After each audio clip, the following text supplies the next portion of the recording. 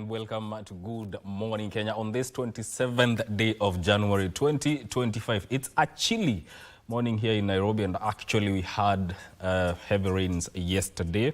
So mahali huko kumenyesha. But welcome to the program, and thank you for choosing KBC Channel 1 to be the best station to start your day. This is Good Morning Kenya. My name is Mike Migwi, and being a Monday, a lot is in store for you, including Eye on Politics. We have Family Check and also Transformative Leaders. And when it comes to politics, you know, we talk about everything political landscape of this country, including the fact that the former deputy president, that is Rigathi Gachagua, over the weekend met Kenya party leader Martha Karua. They are trying to craft the way forward in regards to the 2027 elections, and also the withdrawal of the security for the CJ, which has caused a lot of uproar from some quarters within the judiciary and also from the LSK. So what does that portend? Those are some of the things that we are going to talk about in our Eye on Politics segment. Kevin Osido, Eric Muturi, and also Imran Mohammed, Ishmael Nyaribo will be joining me here for that segment. Welcome to the program. Vivian, how are you doing? I'm doing very well, thank you, Mike, and a very good morning to each and every one of you who is tuned in to the show. Welcome to Good Morning Kenya. My name is Vivian Ndegwa. Now, inflation has gone down. It is now at around 3%, so it has gone down by 50%. Are you feeling it?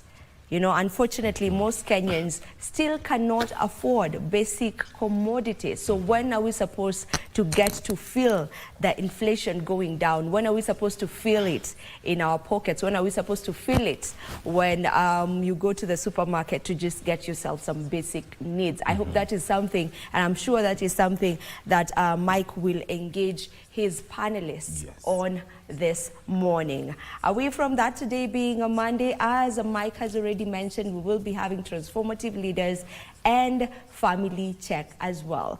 On Transformative Leaders, we will be having one Professor Eda Mutua. She is a professor of intercultural communication, and she will be here as our transformative leader. You just want to stay tuned so that you can get to listen to her story of transforming lives. On a Family Check, we will be looking at something that has been quite sensitive since last year, and that is femicide. So far, just January alone, when is today? 27th. Yes. So within 27 days of January, we have gotten to lost at least 15 women through femicide. What is not happening?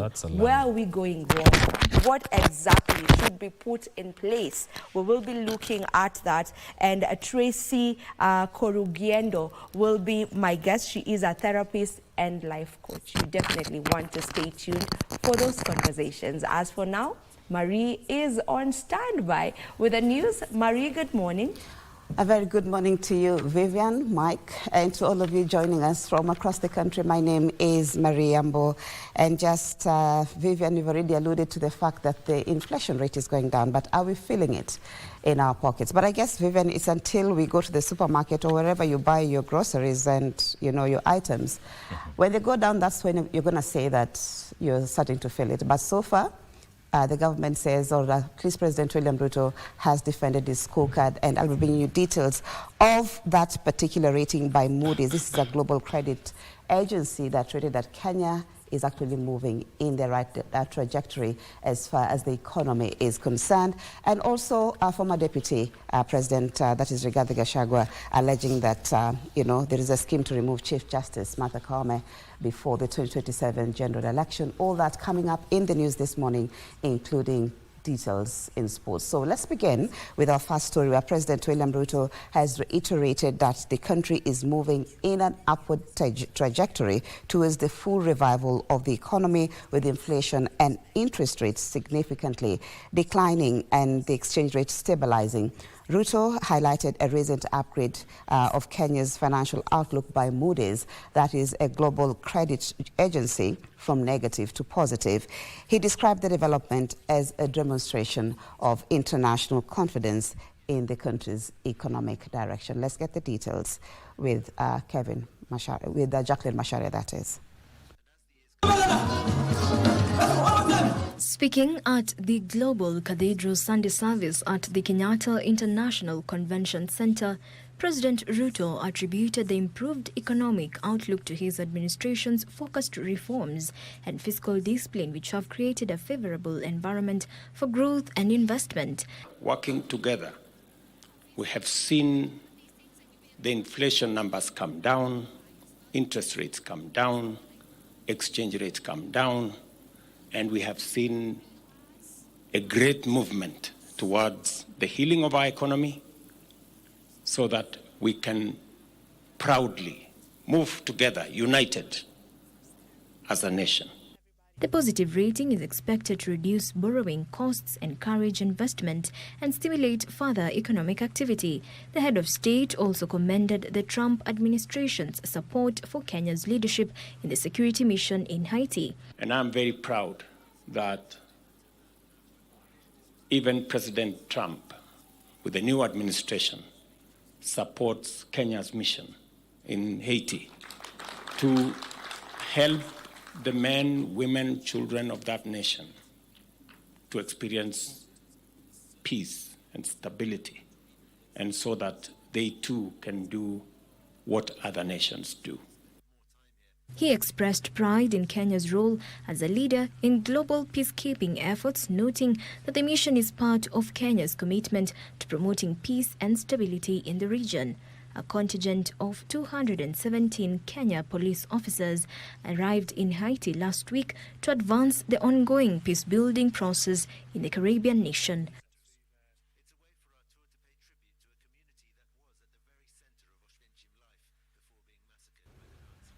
Thank you, Jacqueline Macharia.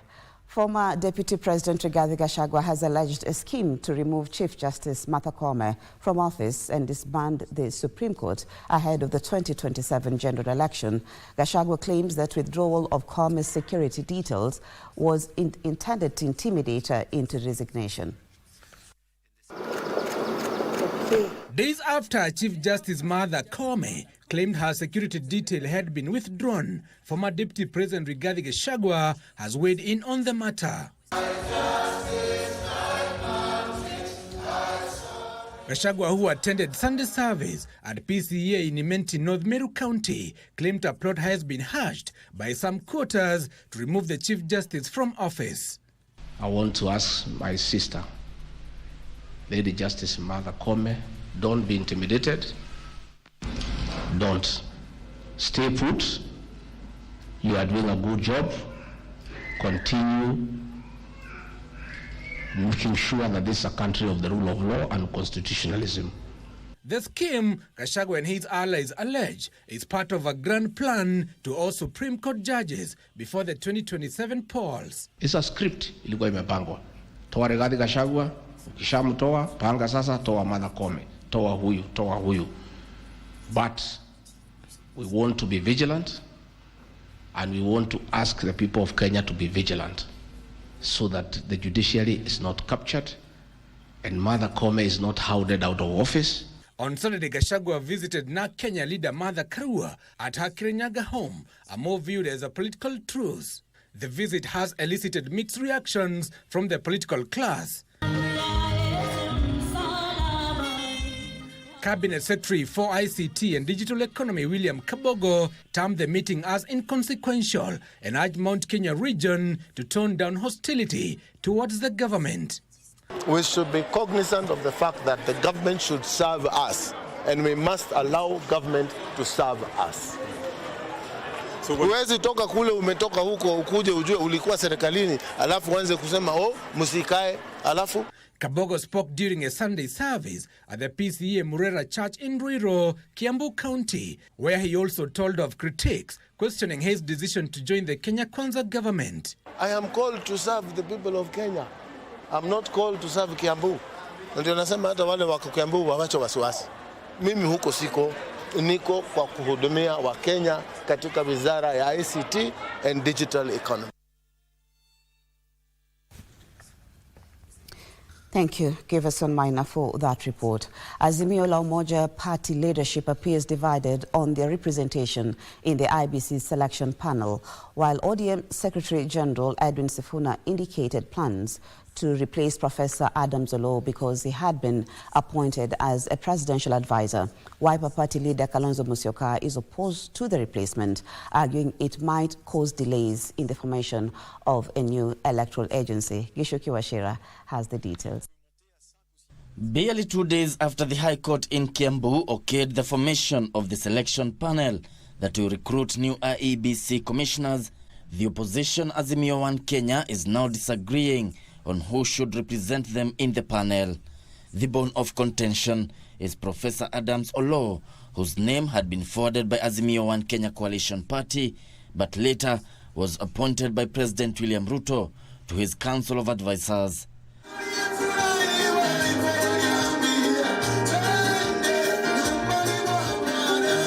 A section of Azimio One Kenya Coalition Party led by ODM Secretary General Edwin Sifuna indicating intentions to replace Professor Olo with a more loyal Azimio member. Kuna yule Professor Adam Alo ambaye kwa sasa yuko katika ile tume akiwakilisha sisi wana Azimio, lakini vile vile yeye ni advisor wa nani? Wa rais. Katiba na sheria inasema hauwezi ukawa na viti viwili. Huyo profesa unayemsema Adam Zolo alichaguliwa na chama cha Azimio ndani ya bunge. Alichaguliwa wakati ambapo tulikuwa tunafanya huo mswada ndani ya bunge. Sasa vile we mwenyewe umesema tayari ndani ya chama tumeanzisha mazungumzo ya kuhakikisha kwamba tunatafuta replacement wake. We know the law. But Wiper Party leader Kalonzo Musyoka expressed reservations over the idea of changing Azimio's representation in the selection panel, saying it might delay the formation of IBC. Ukiniuliza, Professor Adam Zolo ni mtu ambaye namuelewa, and we have discussed this matter. I think we should give him the choice, because if now ODM begins the process ya kutafuta replacement, we are going to give these people the excuse we are looking for. Let us ask Adam Zolo akatalie mbali hiyo mamlaka amepatiwa na Ruto, aseme yeye ataenda kwa upande wa Azimio. The names of 9 panel members nominated by 5 bodies are now expected to be submitted to President William Ruto for the appointment, and soon after they will be required to appoint commissioners within 90 days. A look at the political watch, where Jubilee Party has proposed former Interior Cabinet Secretary Dr. Fred Matiang'i as president and Trans Nzoia Governor George Natembeya as his running mate in the 2027 general election. According to Jubilee Party Secretary General Jeremiah Kioni, there is need for the electorate in Mount Kenya to support one formidable candidate to vie for the country's top seat in 2027. At a grassroots party popularization exercise in Narok County ahead of a recruitment drive, the Jubilee Party led by National Chairman Torome Saitoti and Secretary General Jeremiah Kioni announced their preferred candidates for the presidency in the 2027 polls. Tunataka candidate kutoka jamii dogo. Hatutaki jamii candidate kutoka kwa mlima. Na watu wa mlima mimi nawaomba, yero. Sasa si umekuja. Sisi tunaongea namna hii. Unasema sasa tukae kando kidogo. Kioni further eyed the Mount Kenya electorate to rally behind one candidate to stand a chance of winning. Separately, Kakamega County Governor Fernandes Barasa has called for the speedy reconstitution of the Independent Electoral and Boundaries Commission IEBC to pave the way for pending by-elections, boundary reviews and voter registration. Jambo ambalo tungependa the reconstituted IEBC kufuatilizia ni mambo ya voter registration, kwa sababu kuna wanafunzi wengi, kuna vijana wengi ambao hawana vitambulisho na pia ambao wanataka kushiriki kwa uchaguzi wa 2027. Barasa was speaking at a Malemba PAG church where he attended Sunday service. And former Chief Justice Willy Mutunga and human rights activist Maina Kiai are faulting the Inspector General of Police Douglas Kanja for distancing himself from the abductions witnessed in the country. The duo who spoke in Mombasa say the move by Kanja cast doubts on whether the investigations into the abduction cases would be carried out appropriately. We're also calling the judiciary to think through what action they have to take when their decisions are disobeyed. The key one, for example, is where the courts have said the police must not wear those hoods, and they should have their identities. Telemarco reporting. To Matters Graft, where the Ethics and Anti-Corruption Commission has conducted a search operation targeting the Director of Legal Services of the Anti-Counterfeit Agency. Johnson Adera is under investigation over a multi-billion-dollar bribery scheme involving counterfeit goods. The suspect was arrested and escorted to the EACC Integrity Center, where he was interviewed and later released, pending finalization of the investigations. According to the Anti-Graft Commission spokesperson Eric Ngumbe, preliminary investigations indicate that the senior anti-counterfeit official received a cumulative total of 40,344,619 Kenya shillings in bribes and kickbacks between the financial years 2019-2020 and 2024-2025. The kickbacks were an inducement to allow them continue their businesses unchecked and without sanctions, thereby jeopardizing the health and safety of citizens. Johnson Adera was arrested and escorted to the EACC Integrity Center, where he was interviewed and later released pending finalization of the investigations. The operation targeting the suspect's premises and the court orders yielded valuable evidentiary material that will support the finalization of the ongoing investigation. During his swearing-in, EACC Chief Executive Officer Abdi Mahmood identified corruption at service delivery points as one of the strategic areas where the Commission will intensify action due to the grave harm that bribery causes to ordinary citizens seeking services. Many people assume that it is not worth going for for bribery cases within the public sector. From our investigations and previous interactions that we've had, we've realized that this is actually one of the key problems that is affecting our country at the moment. Members of the public are thus being urged to remain vigilant and report such vices with the Commission, which it says endanger lives, undermine legitimate businesses and diminish public trust in regulatory institutions. Thank you, Yusuf Farah.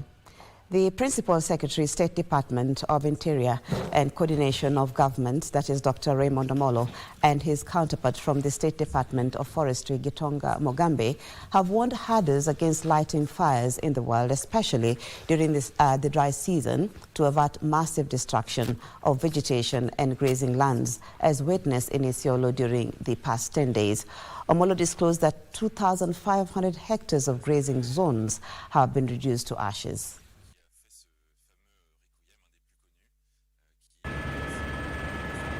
Charred remains of vegetation in Chirab and Garbatula wards in Isiolo County.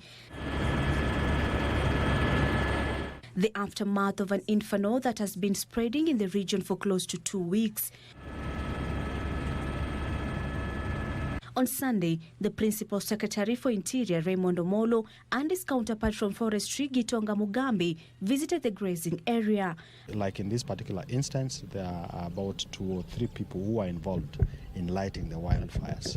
So we just need to encourage that we avoid having to do things like this, so that then we don't end up with the losses that we've now had to deal with. Hiyo moto imesimwa na sasa ni kuangalia inaweza ikatokea wapi tena, ili wako chonjo pale wakiangalia.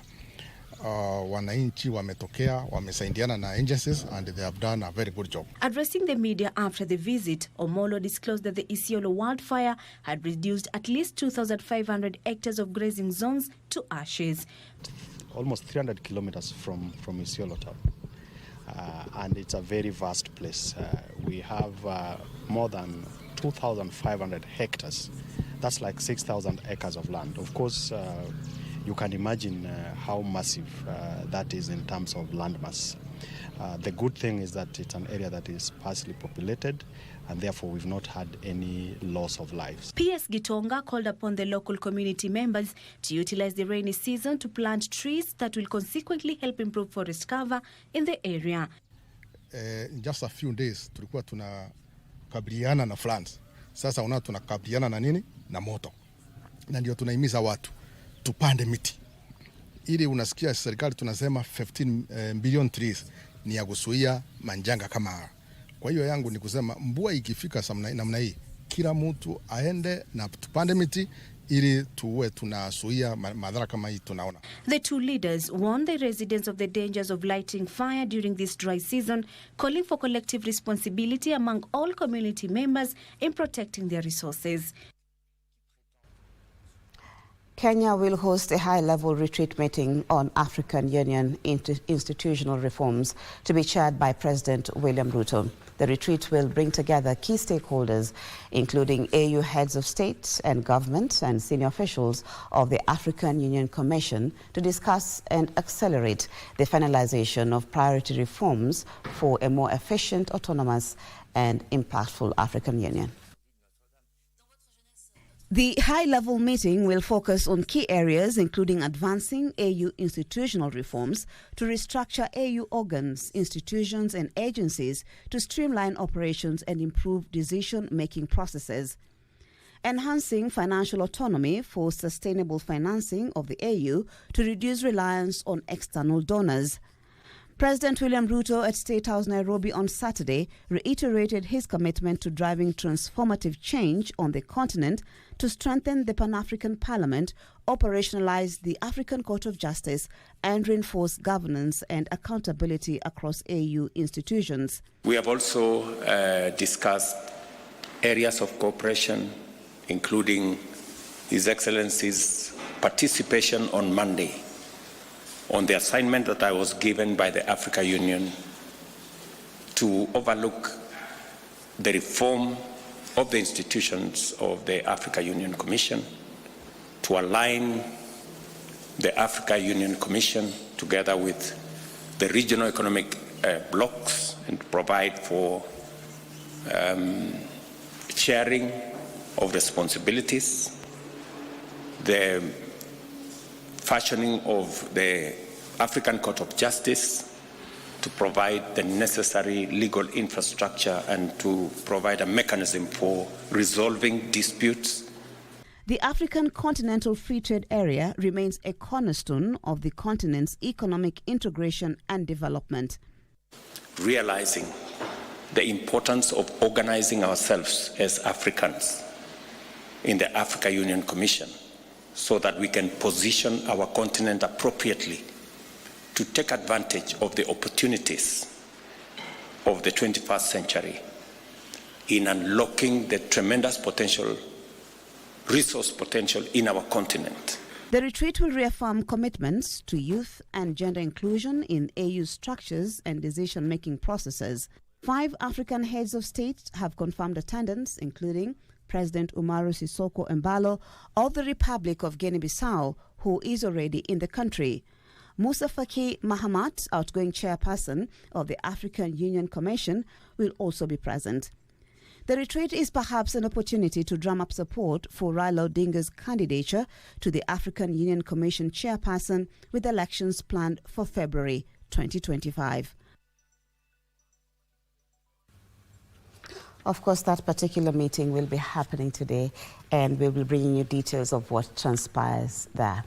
Moving on, calls for peaceful coexistence and appreciation of cultural diversity reverberated during the Joint Command and Staff College Cultural Day in Nairobi.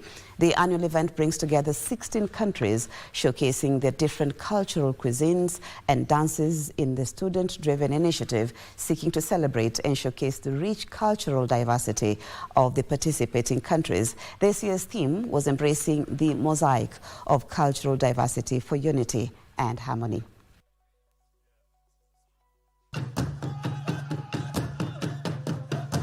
The Joint Command and Staff College hosted the Cultural Day, which featured 16 countries showcasing their culture.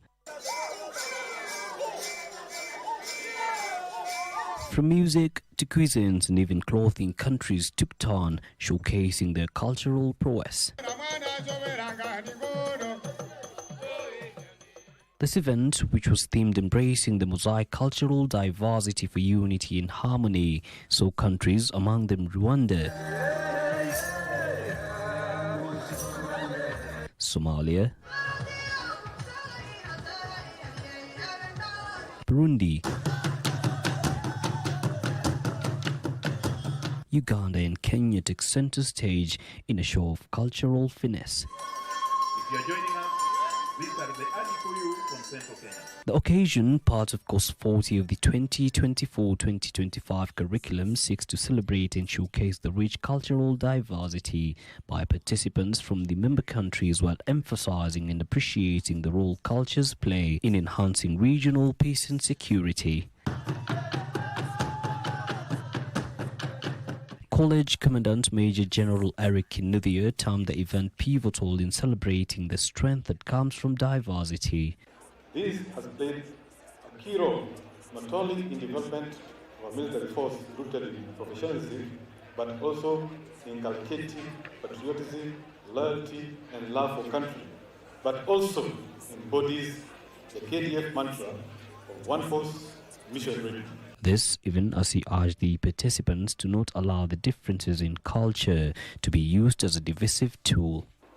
Diversity in culture, in cultural orientation, also allows us to understand the world better and therefore prevent negative intolerance and stereotyping.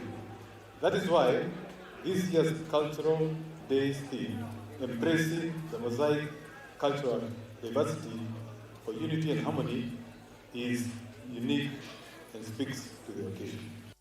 The participants, friends and families present were further urged to collaborate and use their rich cultures to resolve and manage conflicts while safeguarding and strengthening their cultural roots.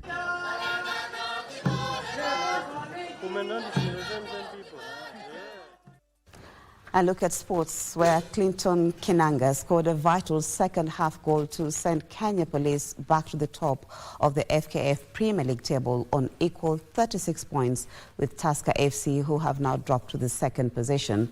Police and Tusker may, however, be separated next Saturday when they meet on their next game at the Kinoru Stadium. Gor Mahia and Kakamega Homeboys had to share the spoils after the two played to a goalless draw at the Mumia Stadium, leaving Gor Mahia on 28 points, 8 behind the leaders, while Homeboys are 5 points behind their opponents, Kogalo. Bidco United came from a goal down to draw 1-1 with Kariobangi Sharks, but remained rooted at the bottom of the table on 16 points, 4 points behind the Sharks. Bandari defeated City Stars 1-0 at the Mbaraki Stadium.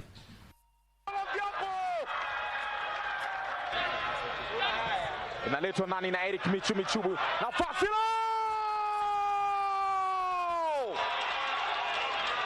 Jacob Yobo Nyango.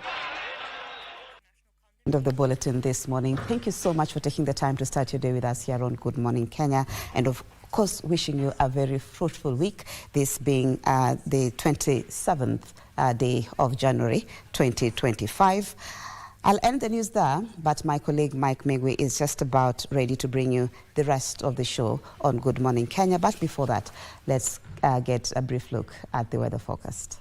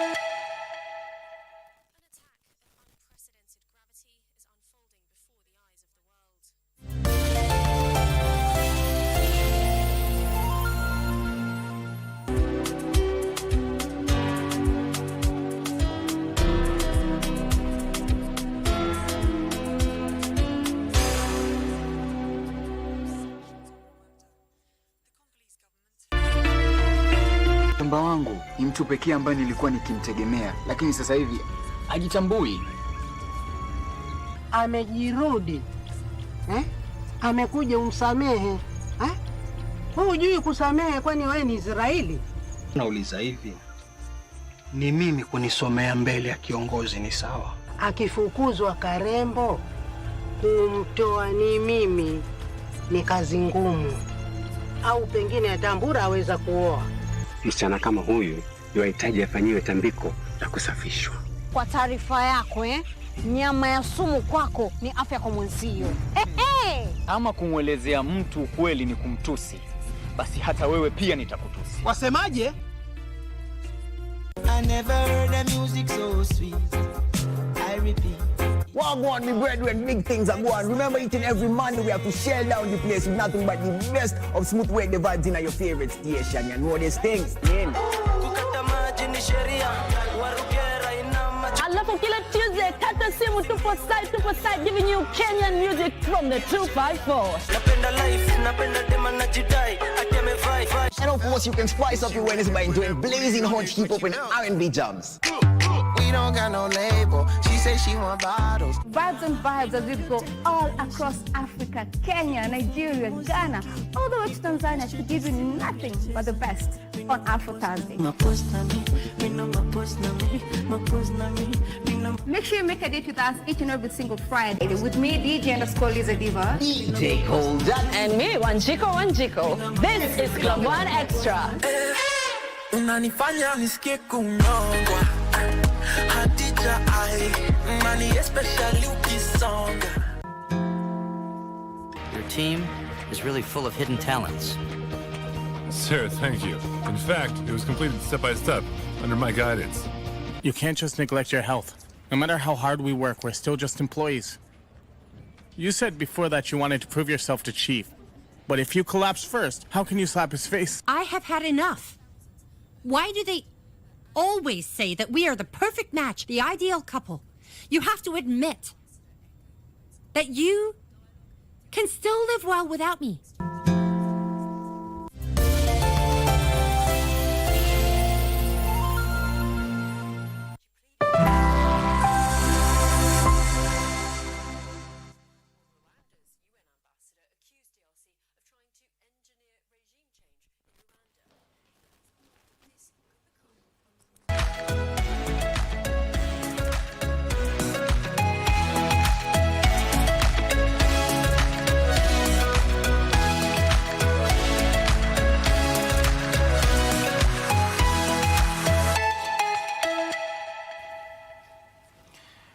Welcome back to Good Morning Kenya. You're watching Eye on Politics. My name is Mike Migui, and today we look at politics and everything in between. The political landscape is heading into a crescendo, given that we are at the start of the year, but the political temperatures are rising.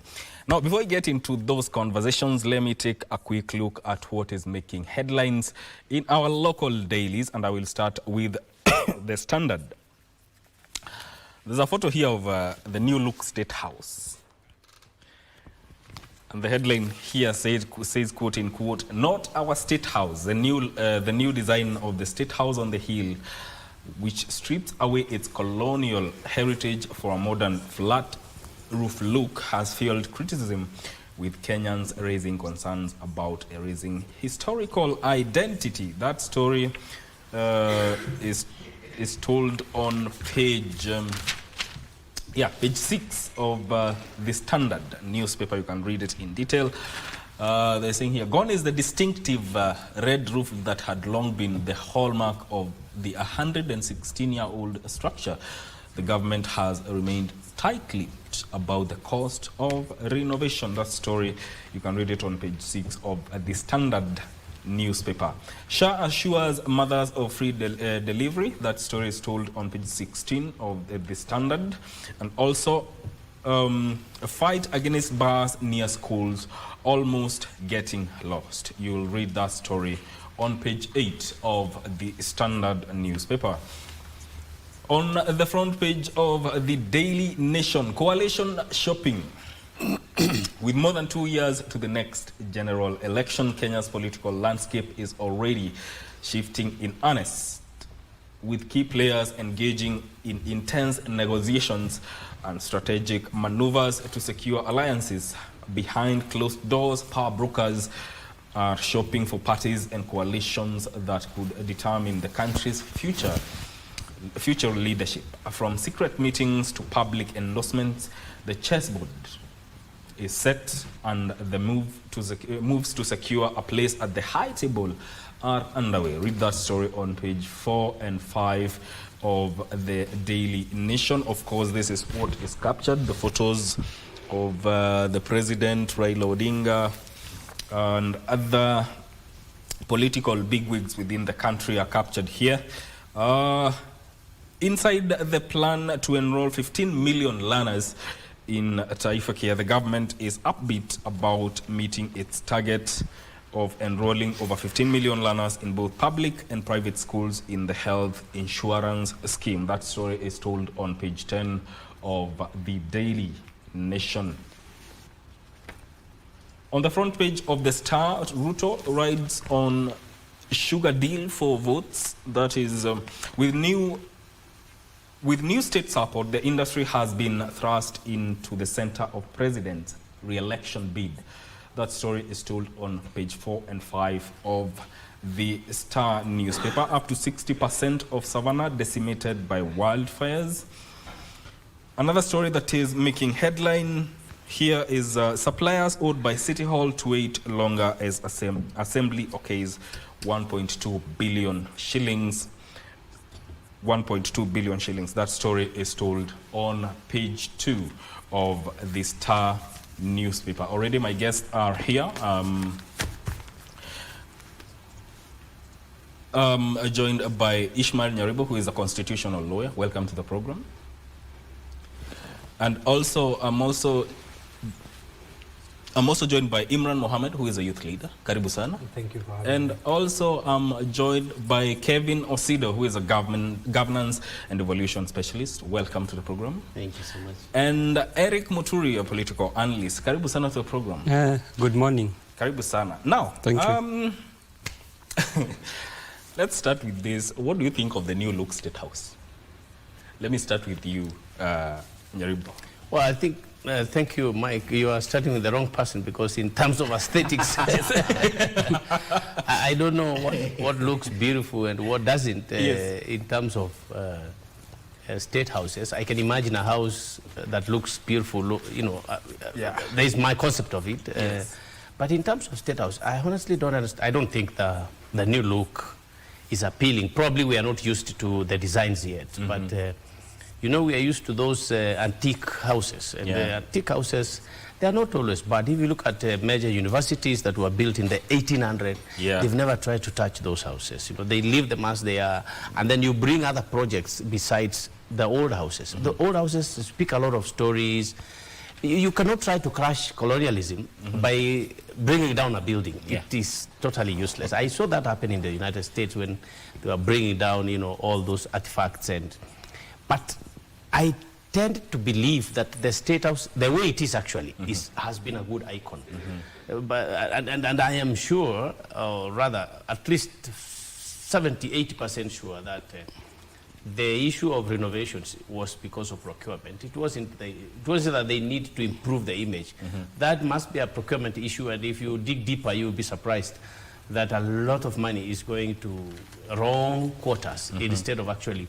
They should have renovated the house the way it is and probably do a different one besides without having to touch that one. Osido, does it detach the new look? Does it detach the State House from its historical aspects of it? Mike, the conversation in my view should be the so what question. Why is it important? Why is it necessary? Must it be done? What is the context?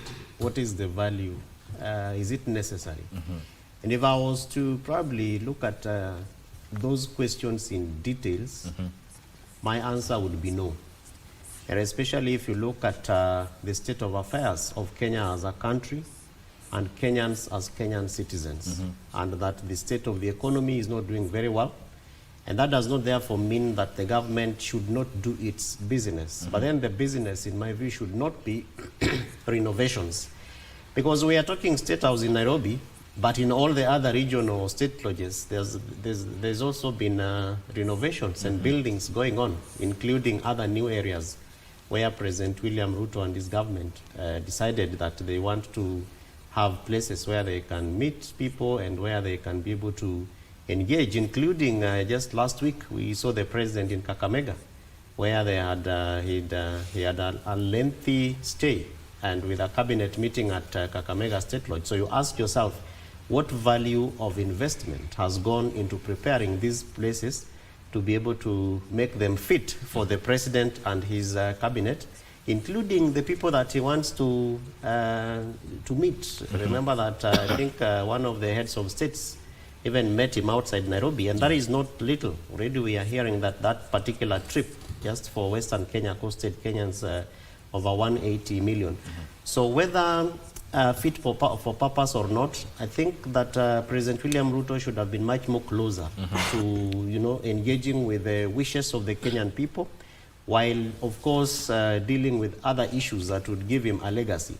If you were to ask Kenyans in the next few years, what do you remember President William Ruto for? I don't think they will talk about State House, state lodges, and all those things. Yeah. Kenyans are much more concerned with service delivery. And so the value, therefore, in my view, in terms of answering some of those questions, should be how does that relate to health care, education, security, infrastructure, among many other things that Kenyans expect that State House should provide the space for those decisions to be made. But as my good Wakili friend says, procurement issues. And I think that this was also a big conversation when President William Ruto took over the reins of power. But underlying the issue is what is a space of public participation? Exactly. Because this is something that President William Ruto will not carry to his village. Yeah. It is State House. It will stay there for posterity forever and ever, and hence the reason why I think we're also referring to the other historical buildings and artifacts that have been part and parcel of this. So maybe moving forward, Kenyans should have a voice in terms of their views, even in the design. Sometimes I see some government agencies putting adverts requesting Kenyans to, share ideas in terms of what would this look like. Remember, Mike, there's a time we're even talking about a national dress for Kenyans. Yeah. It was posted in the newspaper. Yes. Why must it be different for State House? So a lot of conversations, but again, we leave it for Kenyans to decide. Muturi, this comes as a country is grappling with the mounting debt. There's issue of economic hardships. But then again, do you see it? Is the government committed to its austerity measures? I think it's a question of priorities. Priorities in the sense that I saw either in today's daily or yesterday's daily, there's a story about, food rationing for the Kenya Defense Forces. And ostensibly, the major reason is to save money. And so on one hand, we are saving money using food rations for our military. On the other hand, we are spending the billions renovating a State House whom no one requested to be renovated in the first place. And I think State House should employ a historian. There are buildings that are protected by law. If you go within Nairobi CBD, you find some very old buildings that no one brings down. They are usually left like that because they share a sense of history for us as Kenyans. And that's the same thing with State House. You might know, Mike, that opposite State House is where the Archbishop of the Anglican Church resides, okay? And it is like that for a reason. Between State House and where the Archbishop of the Anglican Church resides is what is called Processional Way, which at some point had been grabbed by some people. Now, the reason why it is like that is because when the governor was residing there, the British system, the Canterbury, the Archbishop, is actually the priest of the monarchy, something like that, okay? So they would process, the governor would be joined by the Archbishop, and they would use processional way to go all the way to, what do they call it, All Saints, cathedral. Yes. So that's why it's called processional way, so that they process together all the way to All Saints. Now, if you look at All Saints, it has maintained its stature over the years. Yeah. If you look at the Archbishop's residence, it has also maintained its stature. But if you look at State House now, what we are doing, and trying to bring a new look or a new feel, the question is, who does it benefit? Why do we want to lose our history over procurement issues?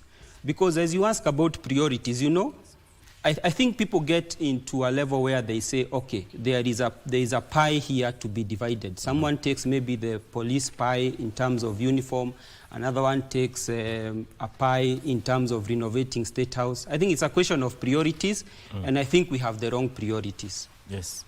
No, you know, even as such, Imran, the public expressed, a section of the public expressed its dissatisfaction with the renovation. What do you think? What do you think of this? And was it the right move at this time?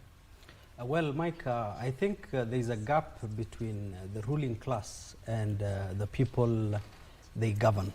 There is a gap, a huge gap between the feelings and the ideas of the people of Kenya and the ruling class. And I think this is quite obvious according to the things that are happening right now. Yes. But I think we shall give the president some liberty because changes have been happening left, right and center in different regimes. Last regime, the previous one and all other governments that came, they had the liberty to change one thing or another. So I feel like we are in a position where if His Excellency, the President, says today Kenyans are going to heaven, we will have people who will say they are not going to go to heaven because we have become a people that oppose anything and everything that comes with the president. So give me my time. So I'll say actually means I will say that let's give the president some liberty because the 2 years have passed. We are in the third year of this administration, and the political animosity, the tensions that are happening right now in this country in terms of where we are talking about the 2027 election. We are not talking about development. We are not talking about opportunities for young people. We are not talking about projects that have happened or failed. I think since this government came to office, we've been politicking from the first year all the way through to this year. So I think if we are going to question why State House has been renovated, then let's question why State House was renovated in between 2017 to 2022. Let's question why it was renovated between 2013 to 2017 and the people who are at the mantle at that time. So I believe we shall accord some liberty to the president. Osido, I saw you wanted to chime in on this, but Imran also says something. The gap between the ruling class and the people. How at this point do we bridge that? The most important thing in bridging the gap should be economic development and looking for what we call shared prosperity. So that the narrative moves from looking at the few number of people who are the most beneficiaries out of a pool of where everyone is expected to be contributing. What that means is that we have Kenyans being, all Kenyans, a majority of Kenyans actually are being taxed. Yeah. But if you look at the beneficiaries or the people who are benefiting from this base of taxation, is a very small group of people. And if you were to dig deeper into analyzing what that probably means is you go back to the counties and pending bills and why some of those bills that have been incurred by various governments cannot be paid by a sitting government. And it's largely because there's a small group of people that are considered to be closer to the center of power that should therefore be benefiting from the tenders, procurement spaces, and is largely because they can sit with the ruling class and decide who gets and who does not get. And hence, even as we talk about the politics, is a bigger driver right now, that our Kenyan siasa politics is driven by money and who has the money. And so the gap between the haves and the have-nots, the rich and the poor in this country will continue to grow despite government's commitment that they are doing everything possible to bridge that gap. But of course, the second thing other than shared prosperity that we must do is to invest in macro development sectors. And I think that the Kenya National Bureau of Statistics and the National Treasury and the president has a number of advisors, including economic advisors, who should have advised that we need to look at the mega drivers of our economy. And those are manufacturing and agriculture, actually. But if you look at manufacturing, countries, most companies in this country are actually closing down. People are being sent home. There are no jobs. The youth are asking for opportunities every day. If you go to other sectors like agriculture, which is also one of those drivers of our economy, we are not doing very well. Again, the counties and their capacity aspects are dwindling every other day, including with effects of climate change, among others. And then lastly, Mike, the fact that Kenya has not done very well in terms of industrialization. Of course, we have this big program that government keeps talking about, which is called the KIPES, the County Aggregation Industrial Parks. But if you walk into any of those parks, you almost see nothing. And it's picked up from what we have seen with other governments, like industrial estates, silicon savannas and all those. But you don't see a lot of investment by government to be able to drive the economy using those particular low-lying fruits. So again, as we said, priorities are a little bit mixed and missed, but we hope that God will bless us, especially as Ishmael talks about issues of President Ruto and those who are supposed to go to heaven. So we ask that grace. Now, Mike, is Ishmael also? Imran, yes. Imran, yeah. We are here also to be known, so don't call somebody. So Imran has raised an issue which is very pertinent, by the way. Yes. And as a youth leader, and we have got to, let's just tackle it very briefly. I'll tell you, the issue of, for example, blaming William Ruto and Kenya Kwanza on renovation of State House. Of course, we should not blame William Ruto because he's not renovating it. He's not the one deciding that it has to be renovated. There are people in the Treasury and there are people in State House who actually handle these issues, procurement and administration, and it's not in the hands of course, they go to the head of state and ask him, this is what we think should be done. Can you approve it for us? And the head of state can say easily that I have more pressing matters for now. I don't think this is a priority. But in terms of, it was done also in Uhuru's time, and in Kibaki's time, and in Moi's time. Even Kenyatta's time. Even Kenyatta's time. Yes, even Kenyatta's time. Sorry, we need to take the country forward. We come here to analyze for your viewers, and they must capture the really, concerning issues. Why is Kenya normally interested in competing backwards and not forward? When you talk about, but he did it in the past year, so why are you questioning me? This is where the problem lies actually in our country, in our politics, in our governance. Apportioning blame? Trying to run away from efficiency management of public funds because somebody else did not do it. That is really a bad way of competing. I mean, if Uhuru did not do it, he is no longer in office. That cry you saw Kenya Kwanza taking about a whole year to complain that there's nothing in the in the coffers, in the treasury, nothing, And then after that, now we again have gone over the cliff. Now to renovate, now to these, sham projects. And at the same time, Kenyans are complaining that actually you saw, you've seen on social media that 1,000 shillings can actually not feed a family of 4. Cannot feed. I mean, you buy sugar, you buy salt, you buy nyanya and kitungu. So when we are caught up in that kind of situation, what is the wise way of planning? It does not matter what the other presidents did. We are in this scenario now. Our hope and view is that then every single penny should be put in the right place. And public management of, management of public finance is important for head of state now, for Kenya Kwanza now. If you feel so jilted because somebody was given a chance to build a super high expressway and the SGR, and now you want to bring your own, And then Kenyans have become more alert, and then you still want to pocket them into that kind of situation where they were suffering in the past regime. They will not forgive you. And I think that's the secret of understanding correct leadership and present governance. You match your time. Don't match the other parties. But Kenyans also may feel like they are being left out in some decisions. No, that is okay. I mean, this is a different point, yes, but every single decision, of course, public participation is important. And let me tell you, public participation is the easiest. I don't think if you call for public participation, the whole village comes. In fact, you find nyumba kumi, a few wazees come and sit. They are not really keen about that. Why? Because it is an easier way. You just call upon the people, but why are you not calling them? Because, like you see, Kenyans are very smart on social media, the young people, you know. You will actually expose what you are doing, and they will tell you, and a few youth, you know, like 10, 15 or 20 on media will alert us that no, this is a way of stealing from people.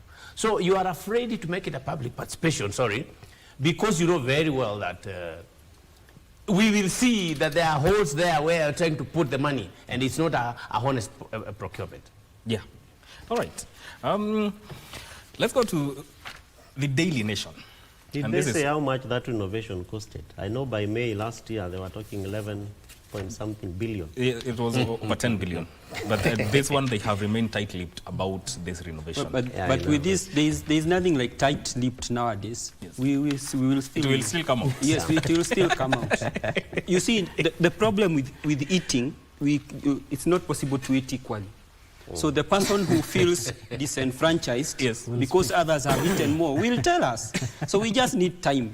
All right. We will know. All right, let's take a very short break. We continue with Good Morning Kenya in just a short while.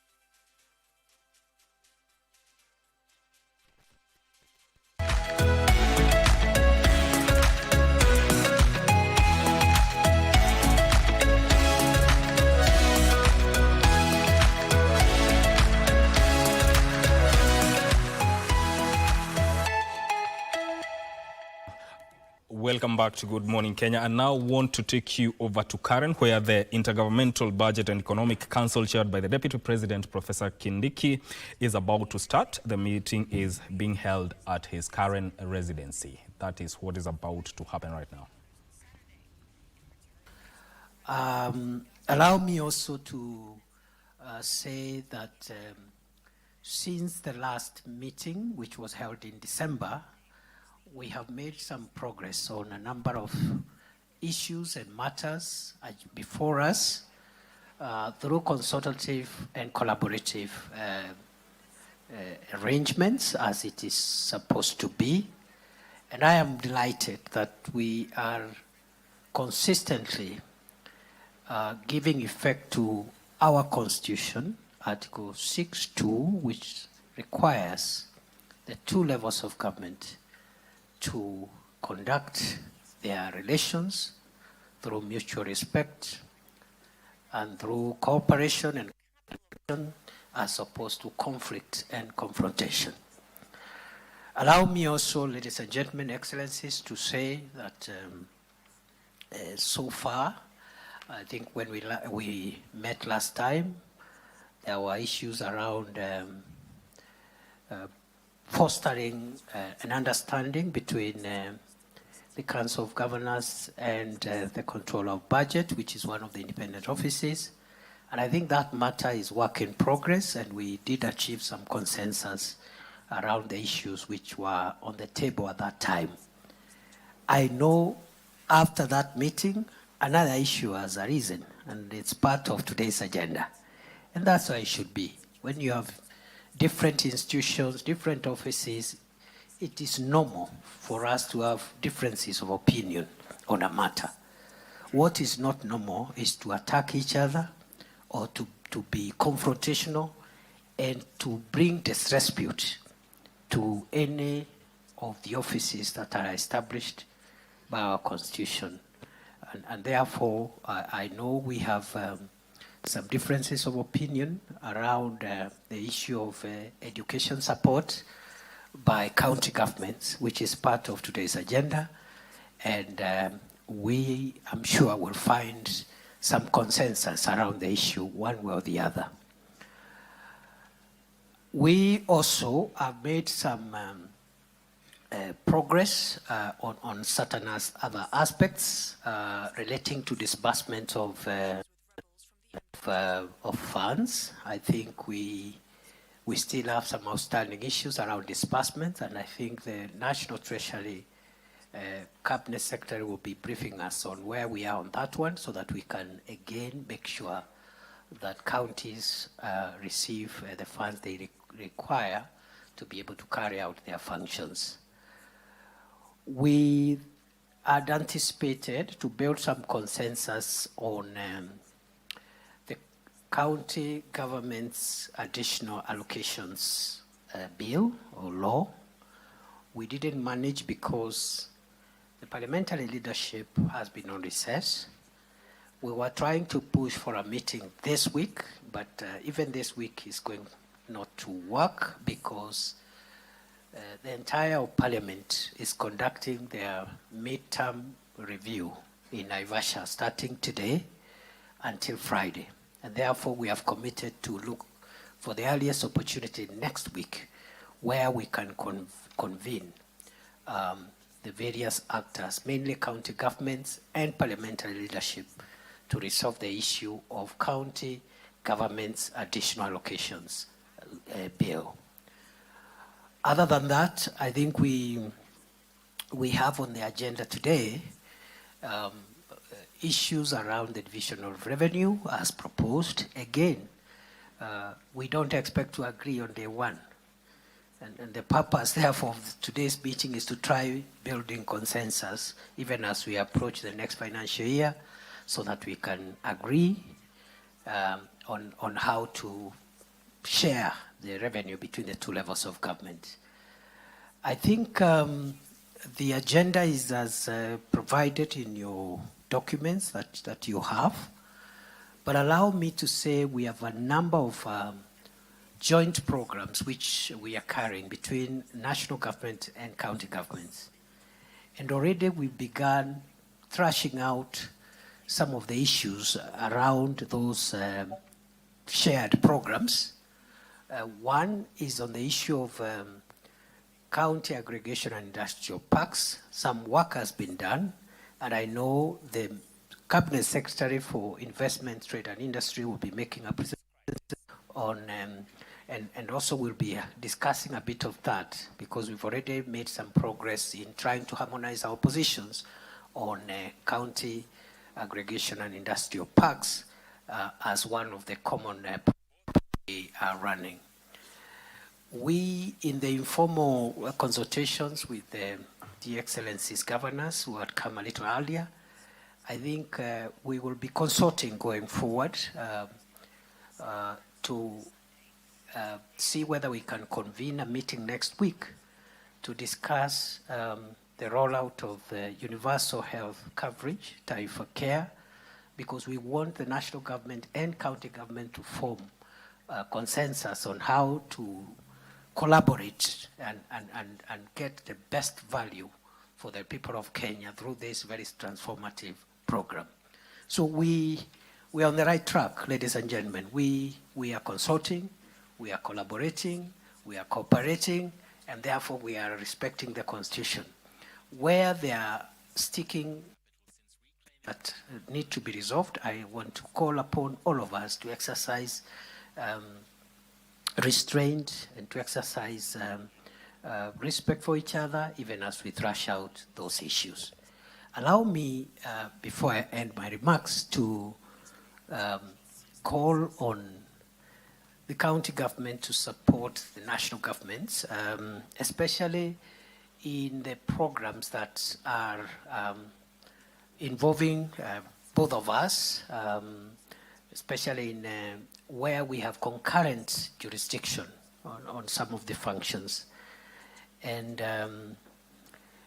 I am happy to note that generally the economic situation is getting stable. The indicators of macroeconomic stability are beginning to coalesce and stabilize, and that is good for the economy.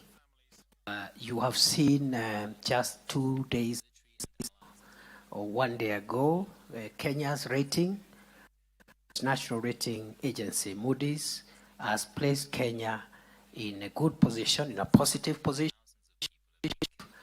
and that is part of the hard work of the last 2 years, which has been able to arrest the of the macroeconomic fundamentals, namely a foreign exchange rate, inflation, but also other indicators of macroeconomic stability like interest rates and the price of fuel, as well as the price of essential commodities, household commodities. The inflation now is stabilizing at between 2.7 and 3%, down from 9.6%. The dollar, which a year ago was 162, 165 shillings per dollar, the shilling now is stronger, stabilizing at between 127 and 129, 130 shillings. And that has huge implications on livelihoods and the purchasing power of people. And at the grassroots level, most of the merchandise that people buy in local shopping centers is imported. And if the amount of shillings one needs to import one container is less because the shilling is stronger, it means the price of those commodities in our rural areas is going to be better. So with stability around prices of essential foodstuffs, prices of fuel, inflation, interest rates, and also the strength of the shilling, the economy at the macro level is looking good. What remains, and this is the work we need to do for the rest of this term, because both for the president and also for the governors, you are elected for a 5-year term. 2.5 years are over. We are left with another 2.5 years, roughly. So what we now need to collaborate and support one another in delivering is microeconomic stability, improving household incomes, improving job creation initiatives. And you will see from the Kenya Kwanza plan, which is now benefiting from the support and input of other parties, other political parties, through the broad-based arrangement. You will see the programs that we want to keep an eye on are in 7 broad areas. One, we will keep an eye on macroeconomic stability. We don't want interest rates and the foreign exchange rates and the other fundamentals, including inflation, to roll back. So we are keeping an eye on macroeconomic stability. CS Mbandi is here, is quite clear with the agenda for making sure that we don't roll back on macroeconomic stability. Second area of mutual and collective effort is the revitalization of the sectors where the key value chains that have the highest impact on the greatest number of the people of Kenya are situated. We need to revitalize the sectors where the value chains that bring incomes, jobs, to the highest number of Kenyans are situated. What are these sectors? And what are these value chains? These are sectors and value chains in agriculture, livestock development, fisheries, the blue economy, and mining. So that is our second golden key for transforming Kenya and taking us to the next level in terms of empowerment of citizens. Number 3, other than macroeconomic stability and value chains in those sectors, we are also investing seriously, and this calls for joint effort from both levels of government in support infrastructure that unlocks the potential of the value chains I have already identified.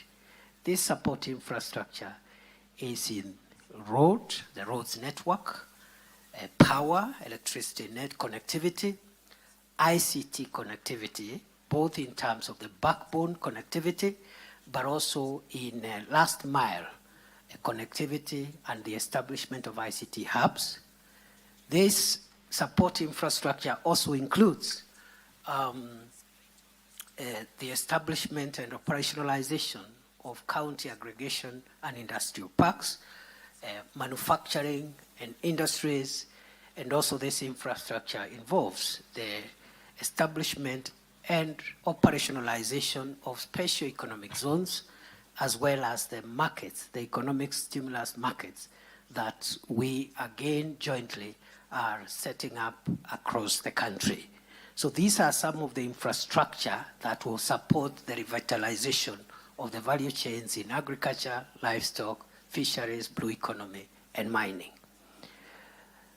Number 4, or is it number 5? We are engaged in job creation.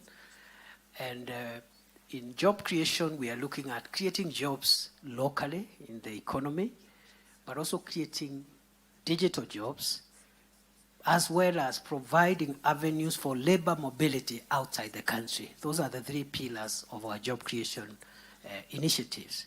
We are creating jobs locally. How are we doing it? Through the housing program, through expanding SMEs and private sector, and so forth and so forth. But we are also creating digital jobs, which has huge potential. Content creators and the whole infrastructure of ICT hubs will help us in unlocking digital jobs. But also we have the labor mobility program, what the labor people are calling Kazi Maju. But we also have Kazi kwa ground na Kazi mtandaoni. Those are the 3 pillars of our job creation initiatives. The next pillar, the next golden key, other than that, is the housing program. The housing program alone is a transformative program. It is so transformative that housing program, if it is consistent for the next 10, 15 years, will transform Kenya and its ranking in the Human Development Index. If you see the countries that rank highly in the Human Development Index, many of them, the type and quality of the dwellings of the people is one big criteria that pushes countries upwards. If you have more people living in decent dwellings, then your Human Development Index goes up. Singapore, for example, 99% of the people of Singapore, which is number 1 in the Human Development Index, 99% of the people of Singapore are homeowners. And that's where Kenya is venturing into.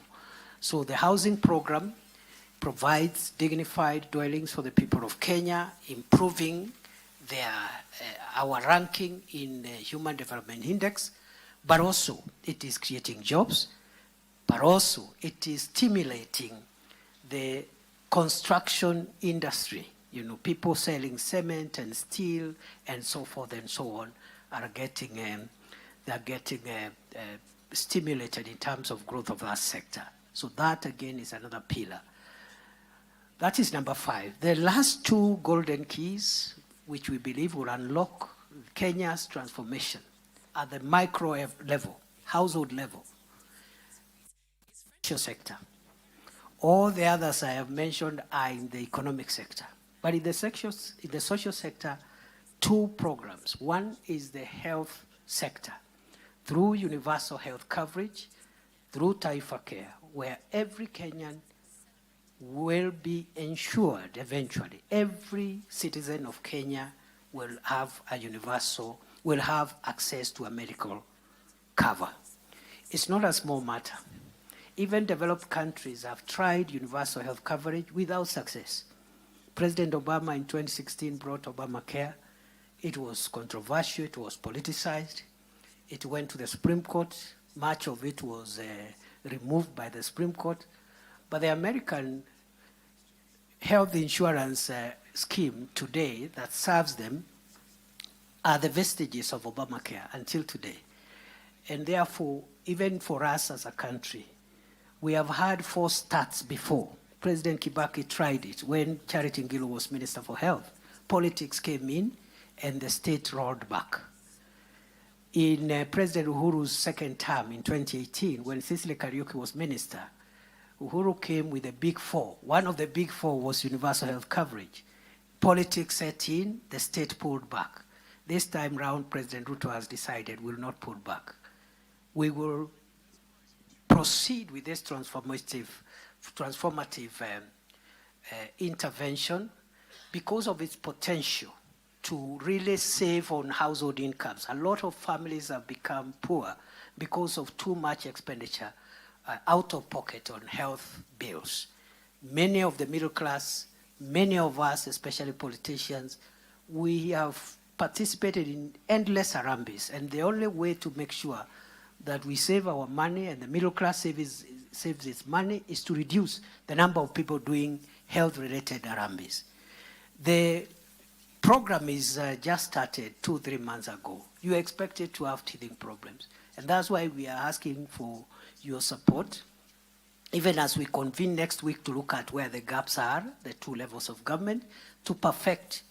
And our argument as national government, led by President Ruto, is that you better have a not very perfect system of medical insurance than no insurance at all. So today, for example, previously only 9 million Kenyans were insured under NHIF. Today, 19 million Kenyans are insured. So you are better off with more Kenyans insured with a scheme which is being improved than have many Kenyans who are left for, to take care of their medical situations through drinking herbs and concoctions and seeing witch doctors. So we are on course. We want to target around 40 million, 45 million Kenyans in the shortest time possible. And when we meet and consistently keep on reviewing, this program will transform Kenya. You will understand NHIF only used to insure people who either have a salary or the ability to pay. This Taifa Care is insuring everybody.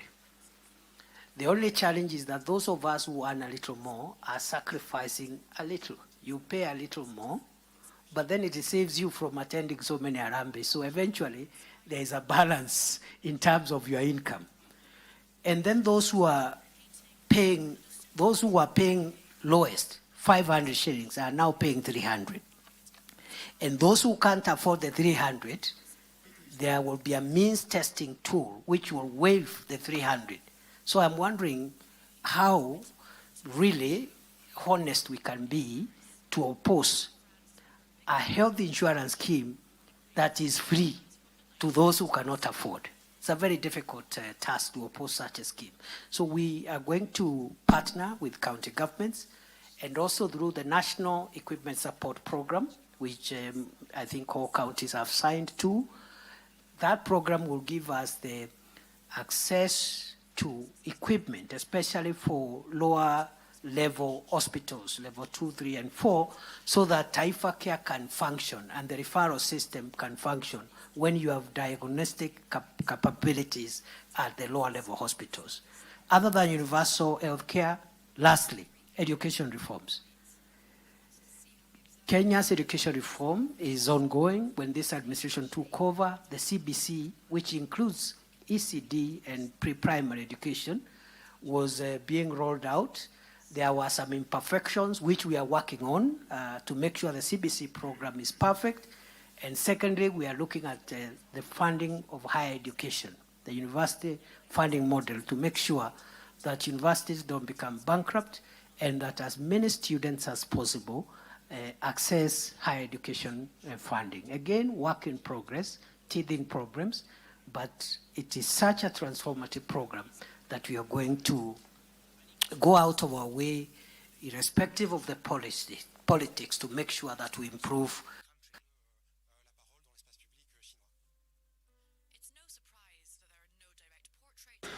Of course, that is the Deputy President, Kithure Kindiki, who is chairing the Intergovernmental Budget and Economic Council at his current residence. And one of the things he has mentioned in the agenda is, one of the things they are going to talk about is the division of revenue, and they're trying to reach a consensus on how to share revenue, and also called on the county governments to support the national government in areas that involve both levels of government, some of which include the macroeconomic stability, key value chains, especially in sectors with high impact on Kenyans, investing in support infrastructure for these sectors that have high impact on Kenyans, and also matters to do with job creation, housing program, healthcare and education reforms. Of course, our reporter, who is Abdiaziz Hashim, is on ground and will keep you apprised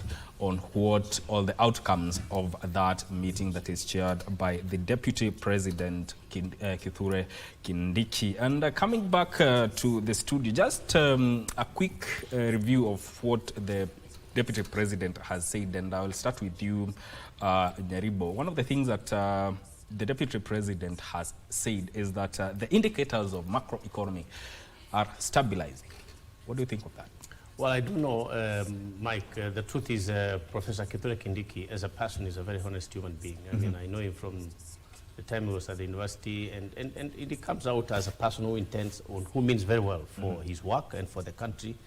So I don't want to go down the trivial aspect of what is not possible of what he has said, because he's in government and he has to say things in a certain way. You've heard him mention teething problems still, but we are working out. Said we need to be like Singapore. I don't know whether we are there.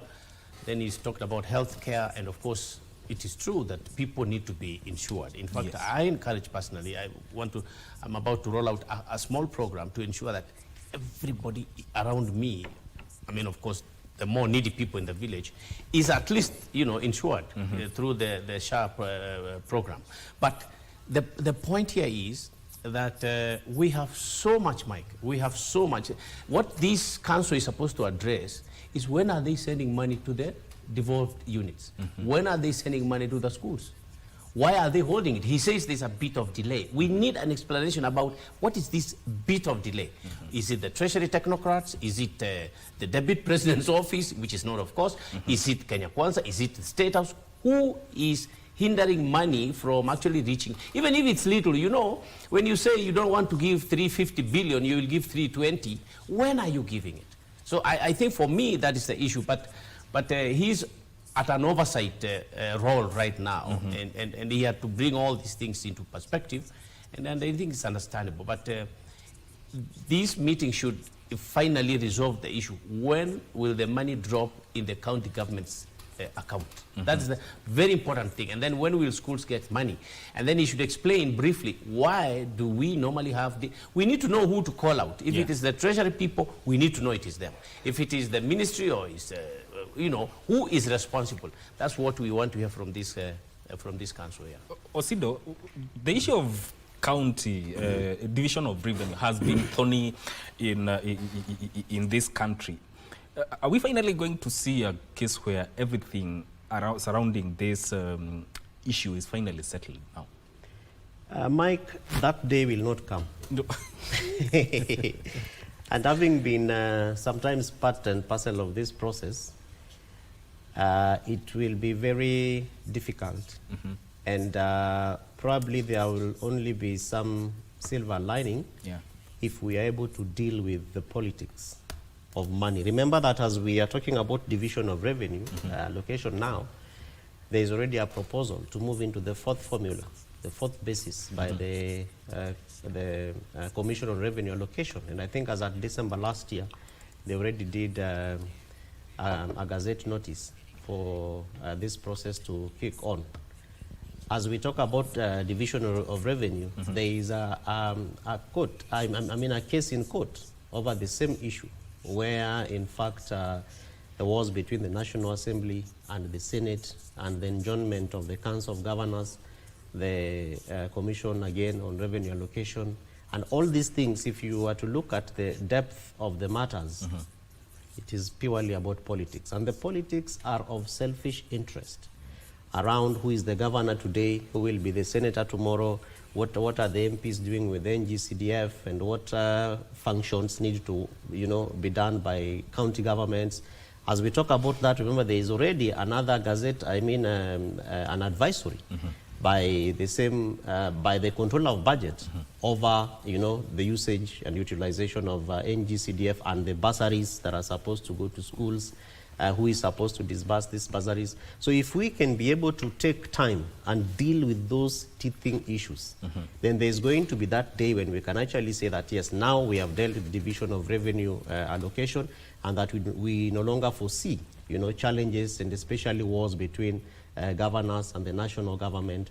Of course, issues that also boil on what counties must do, particularly on source revenue, which I'm surprised that the Deputy President is not talking about, and probably maybe is part of the agenda, because I think we've cut off his speech so that this conversation can go on. Yes. But counties also have a lot of work to do in terms of generating their own revenues at that level, and they have so many streams, Mike, that they can be able to take advantage of, including the county aggregation industrial parks that the Deputy President is talking about.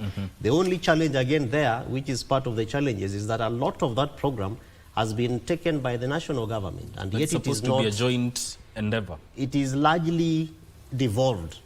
The national government, that jointness is just to try and create some balance that, yes, as national government, we campaigned on this platform, and that we also need to go back after 5 years and tell people that we created these parks here and there, but it is largely county government's function. And so if we can be able to deal with some of those issues and allow counties to also up their game in terms of raising revenue, then these perennial issues around division of revenue, I do not think that will be a matter that we must continually talk about. And is largely the political goodwill around supporting devolution and who needs to do what, as opposed to who is not supposed to be doing what and pointing fingers one to the other. But of course, is congratulations to Bwana Kithure Kindiki.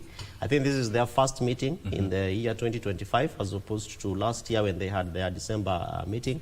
And we are hoping that critical issues that affect devolution, part of what Wakili has talked about in terms of disbursement of resources to counties. It's surprising, Mike, that some county officials went for Christmas with nothing to take home.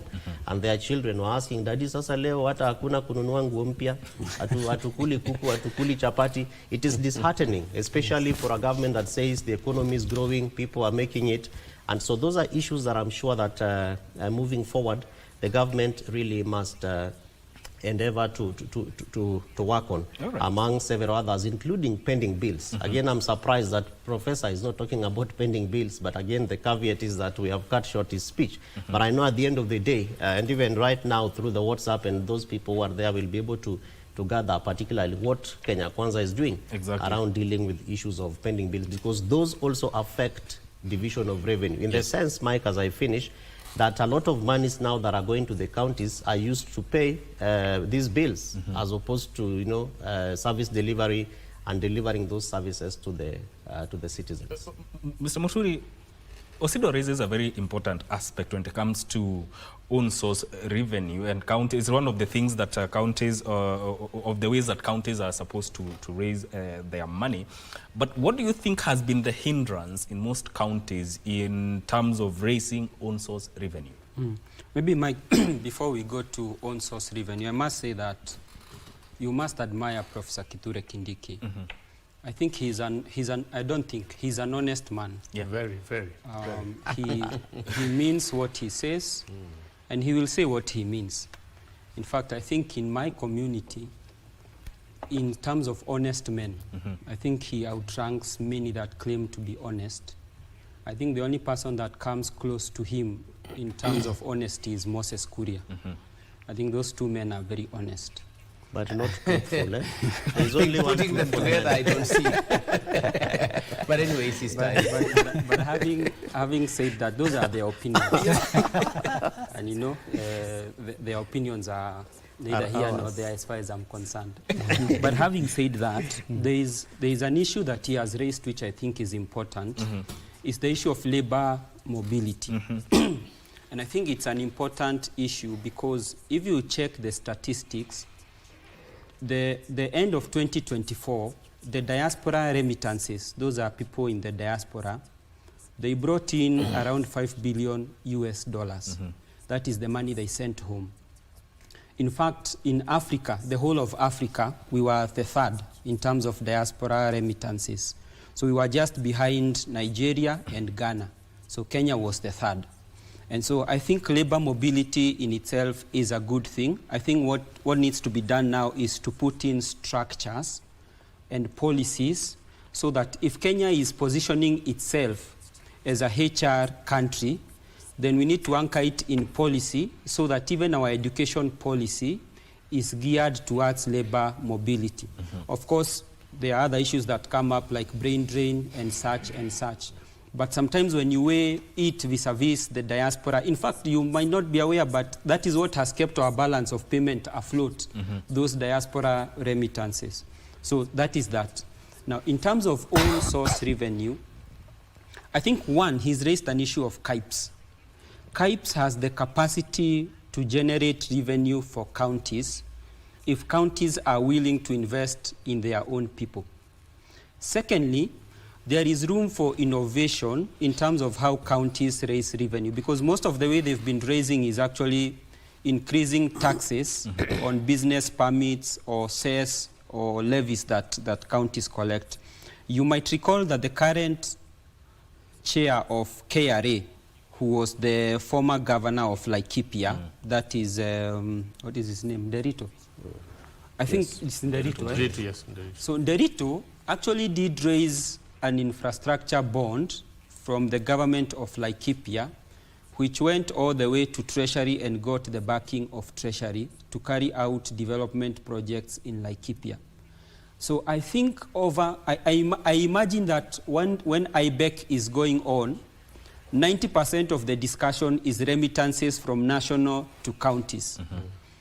And it is discussion, not that money has been sent, it is not being utilized, but it's a discussion of, we agreed on this formula last time, we agreed this is what you are to disburse, we are yet to receive for half a year of, those are allegedly the discussions that go on in IBEC. But I believe there are counties that have tremendously improved their own source revenue collections. And surprisingly, one of their consultants is the current KRA governor. I hope he's able to implement most of those ideas without necessarily taxing 50% of our pay slips. A county like Homa Bay, I am told, has improved tremendously in terms of own source revenue. So I think governors have an option, or governors need to engage brilliant minds in their counties, because there are brilliant people in this country, and not necessarily those that come from your tribe, and figure out, as much as we are waiting for the national government to send and disburse resources to us, how can we increase and improve efficiency in terms of our own source revenue collection? I think Governor Mureithi set a trajectory for them, or rather a blueprint of what they could follow.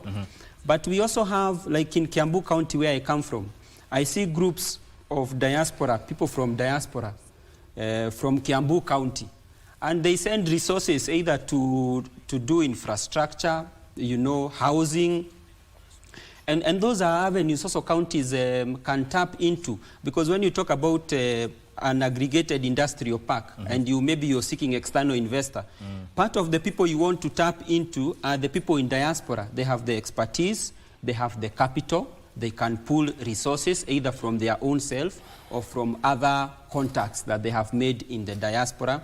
So I think also those are avenues that need to be explored. Muturi, just so that we don't mislead our viewers, please, I think you may want to address yourself on when do you use on-source revenue? You raise revenue.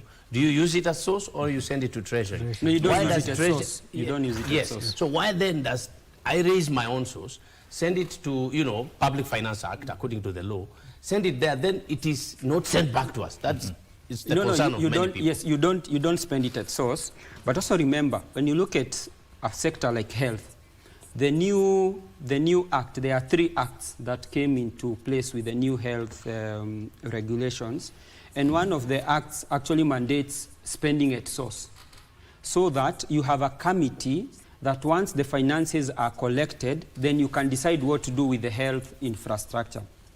So just for clarity, they don't spend at source, but there are provisions such as the health sector where you can actually spend at source based on several parameters. All right. Imran, as we close on this matter, one of the things that the Deputy President has insisted on is support from the county governments to national government on areas of mutual interest, especially when it comes to areas that key value chains that affect Kenyans directly. How do you see this going on?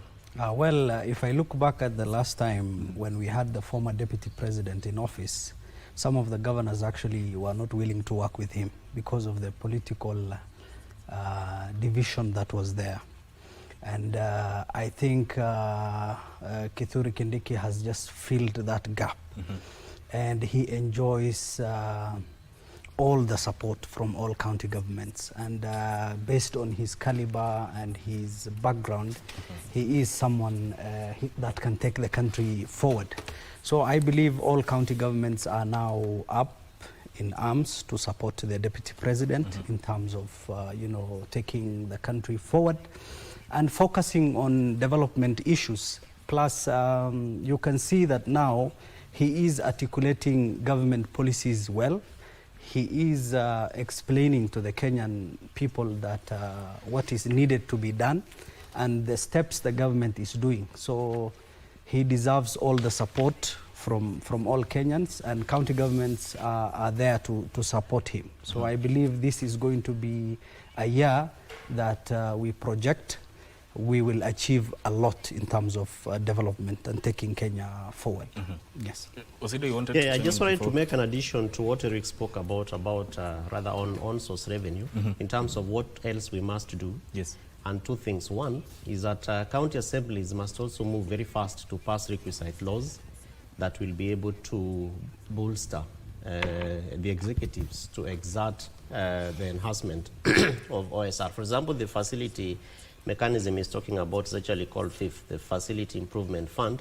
And you realize that even at the initial stages, most counties were struggling, particularly because of laws. Because for the counties to be able to effect that, a law has to be put in place. Yes, of course, there are national laws, but they have to be domiciled in the counties. Number 2 is we must make corruption an enemy of devolution. And therefore, ensuring that we have also mechanisms that have been put in place to deal with corruption and that counties can be able to effectively account for the resources that go to the counties. So that when monies come, we do not want to be only reporting on recurrent expenditures, but that the services will also be delivered to the citizens. So that we deal with issues of strikes, we deal with issues where in many counties now we are seeing citizens are striking over things that are not working. And I do not think that in the manifesto of Kenya Kwanza government, their expectation was that devolution does not work. So when we see IBEC meeting, and particularly at that very high level where the chair is the deputy president, we expect that that particular strength and engagement will also trickle down so that citizens begin to see that their counties are also at par with what the spirit of the national government is. But lastly is the fact that the Professor Kithure Kindiki is talking about consulting, collaborating, and unfortunately, he's not emphasizing the act of communicating. Kenya Kwanza government has not done very well, and this we must keep talking about in terms of communicating. So it makes no sense to effectively illustrate and explain to governors what SHIF and SHA is, and yet it is the most important thing that Kenyans are struggling with every day, that we see people walking into health facilities and they are shouting and they are being arrested and they are being, that must not happen. So we expect that Kenya Kwanza will also effectively communicate to the citizens of Kenya on their programs in the same spirit, like we have seen Professor Kithure Kindiki explaining it to people whom we think and believe are aware, so that officers of government spokesman, deputy government spokesman, all these agencies that have their communication people really communicate government's programs and projects in a manner that the Kenyan citizen is able to relate to and engage with. All right. But now, Mike, I think on the issue of communication, I don't know what government will do. As far as where I sit, I know there are 30 communication officers in government. As we speak now, there are more than 30. But if it's not working, I don't know. Maybe we need another 30. All right. That matter is done. Now let's move on to another matter. Over the weekend, a lot has happened, and it seems that politicians are window shopping for coalitions. One of the things that happened is where the former deputy president visited the NARC Kenya leader Martha Karua at her home in Kimunya, that is in Kirinyaga County. And here, the Daily Nation here is saying coalition shopping with more than 2 years to the general election. Kenya's political landscape is already shifting in earnest, with key players engaging in intense negotiations and strategic maneuvers to secure alliances. Behind closed doors, power brokers are shopping for parties and coalitions that could determine the country's future leadership, from secret meetings to public endorsements. And the chessboard is set, and moves to secure a place at the high table are underway. First of all, Wakili Nyaribo, I want to get your sentiments on the meeting between the former deputy president and Martha Karua. I mean, these are people from Mount Kenya. Why are you reading too much into it?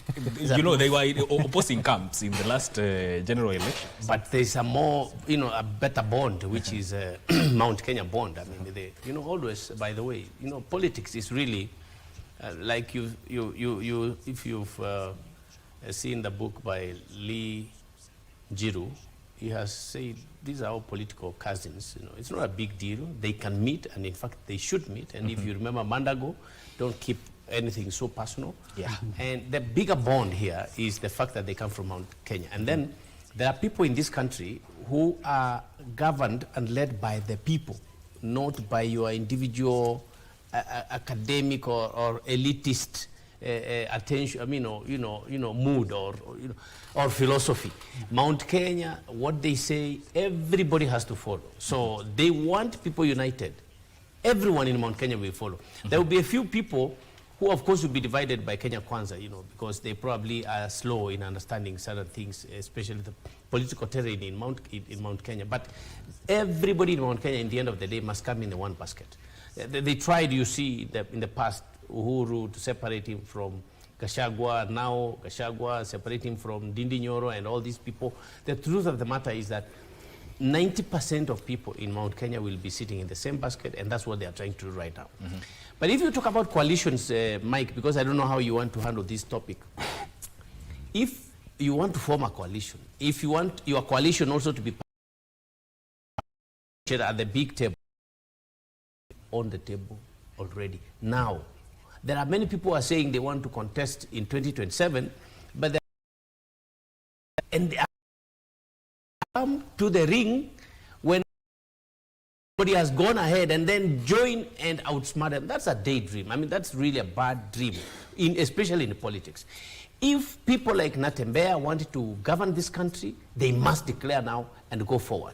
If people like Fred Matiang'i want to be president in the country, genuinely, despite all the love people have for him, they have to be in the ring. You cannot be watching people in a marathon of 41 kilometers. They start at 6 in the morning and you are watching TV commenting about how they are running to join them at 9 o'clock. It will never work.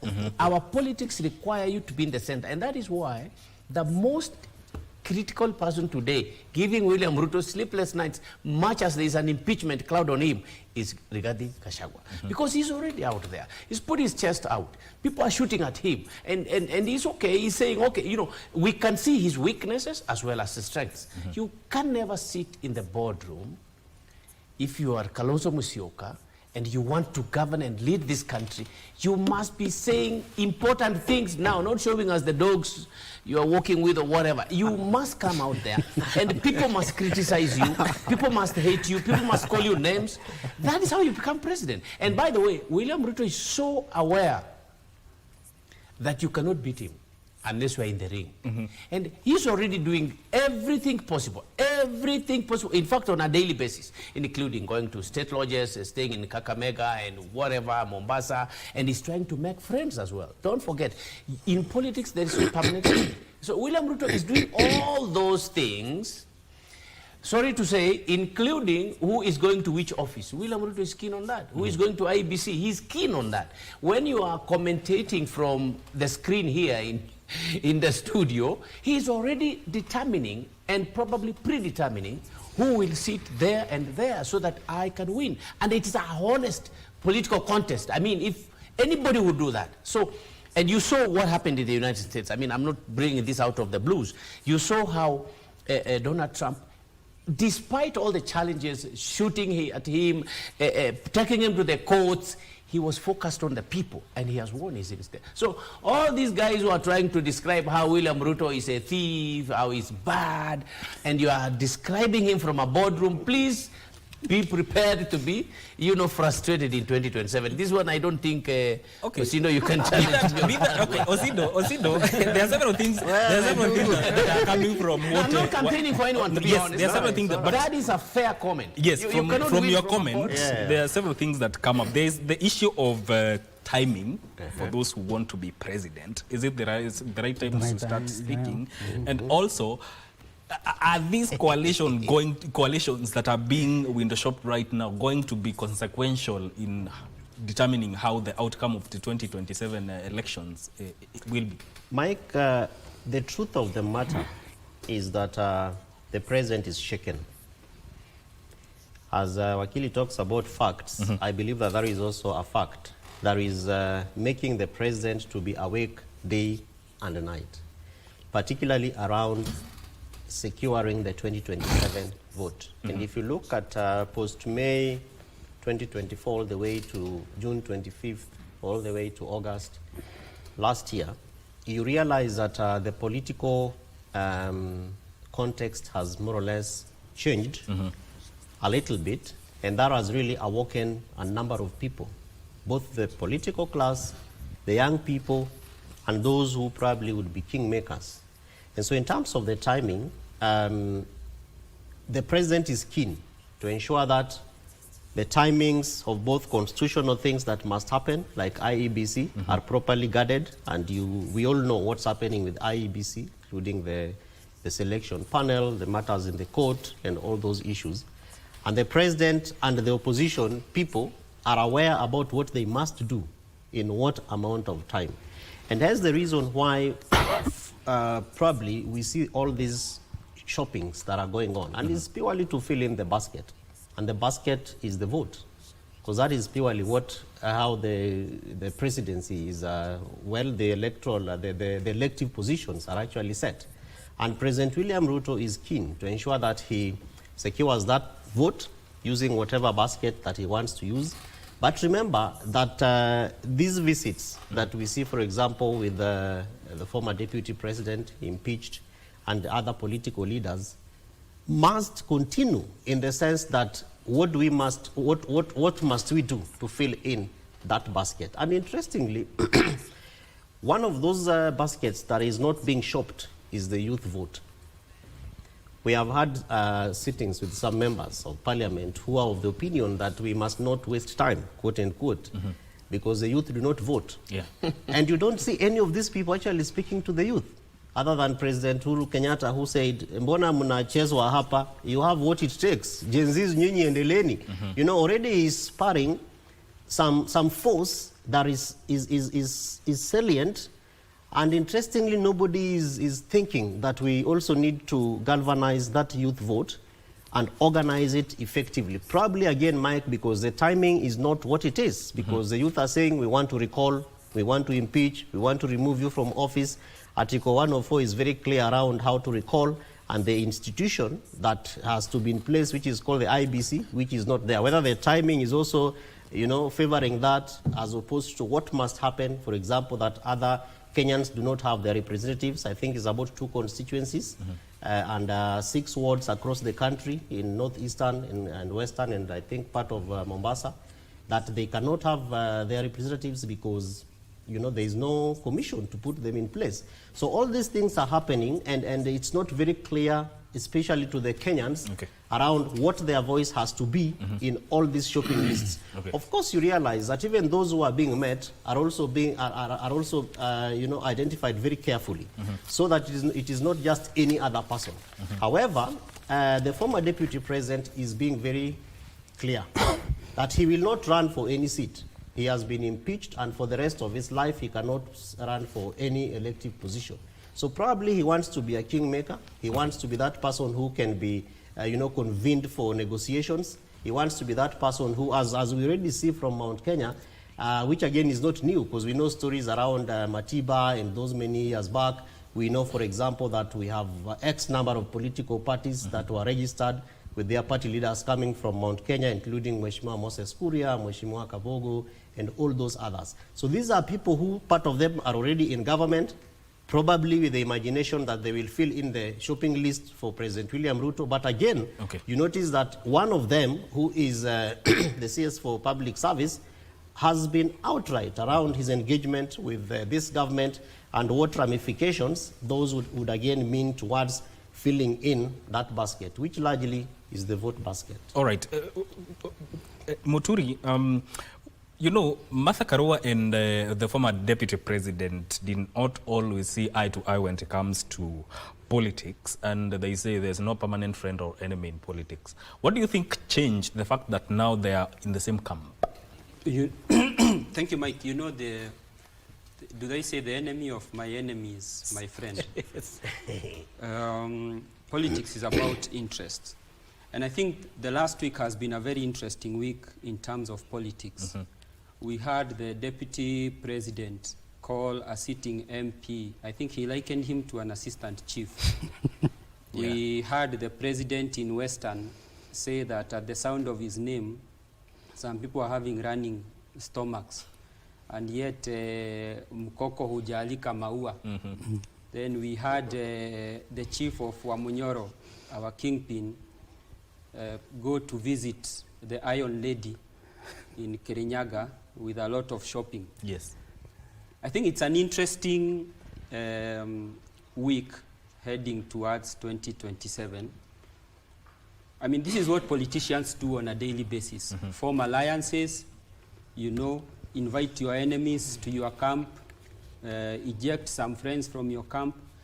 But I must say, one of the biggest disappointments I have had this year, last year towards this year, is when the Gen Z protests happened and Raila joined government on his way to AUC, I imagined, the way sometimes you sit back and observe political happenings, I imagined that Kalonzo Musyoka would somehow be able to pick himself up, because then he had Azimio had been left for him because Baba was going to leave.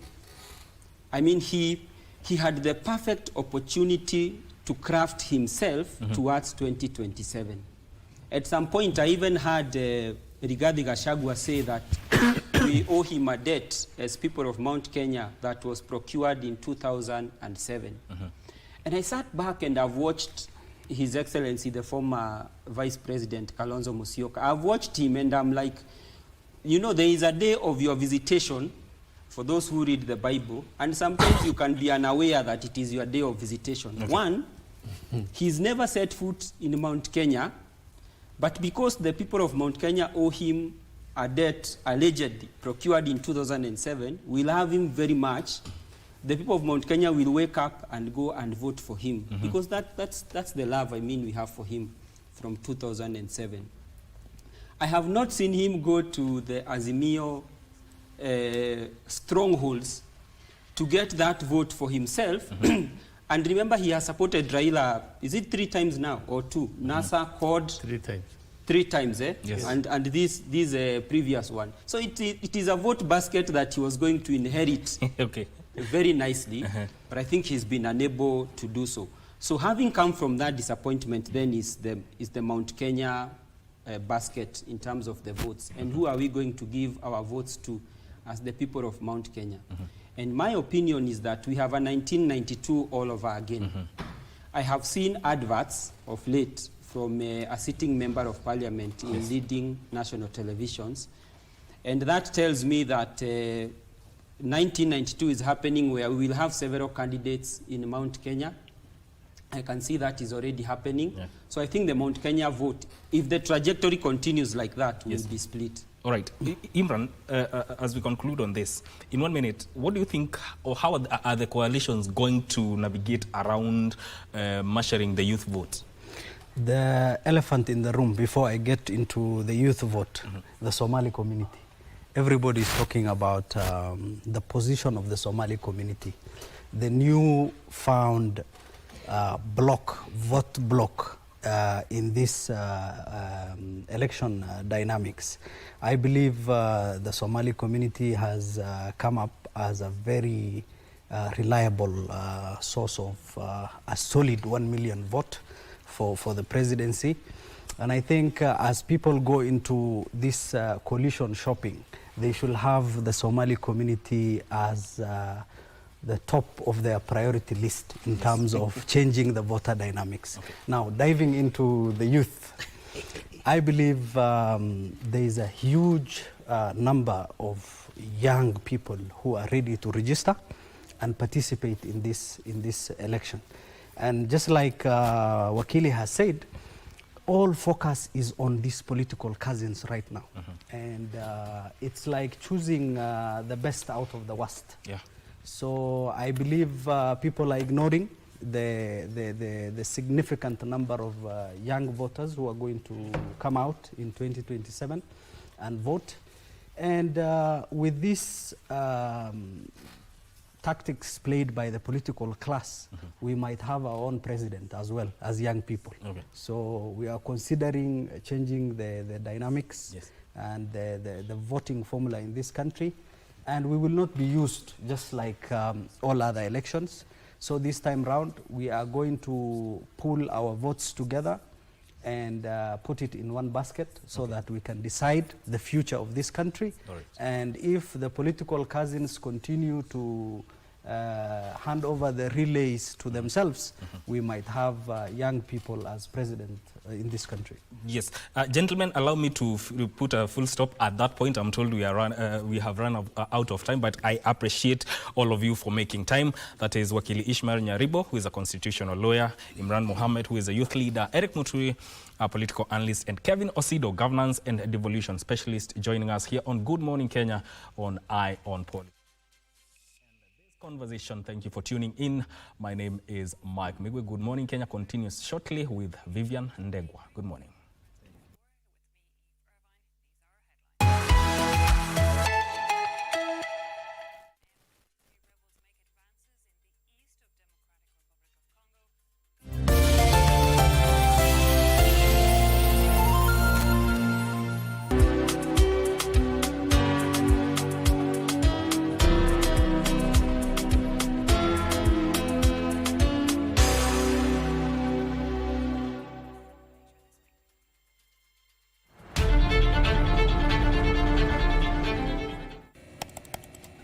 Technology has become a crucial part of our society. Without technological advancements, so much of our everyday lives would be drastically different. As technology develops, it strives to fulfill the changing needs of society. This means that technology exists to help us achieve the things that we wouldn't be able to achieve without it. Take on Tech looks at the advantages and downside of technological innovation in a world that is becoming increasingly dependent on new digital technologies. Every Monday at 10:30 p.m. I never heard the music so sweet. I repeat. are going, me brethren, big things are going. Remember, each and every Monday we have to shell down the place with nothing but the best of smooth way the vibes in your favorite station. You know these things, man. Alafu kila Tuesday, kata simu tupo side, giving you Kenyan music from the 254. And of course, you can spice up your Wednesday by enjoying blazing hot hip-hop and R&B jams. We don't got no label. She say she want bottles. Vibes and vibes as we go all across Africa, Kenya, Nigeria, Ghana, all the way to Tanzania to give you nothing but the best on Afro Thursday.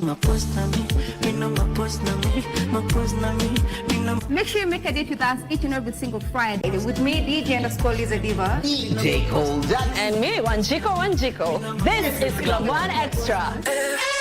Unanifanya nisikie kunongwa Hadija ai Mani especially ukisonga Onjiri bwana. Bwana. Seutina mbona unachipanguza? Jams. Sikuelewi. wewe haki. Mkakazi tunakusalimia.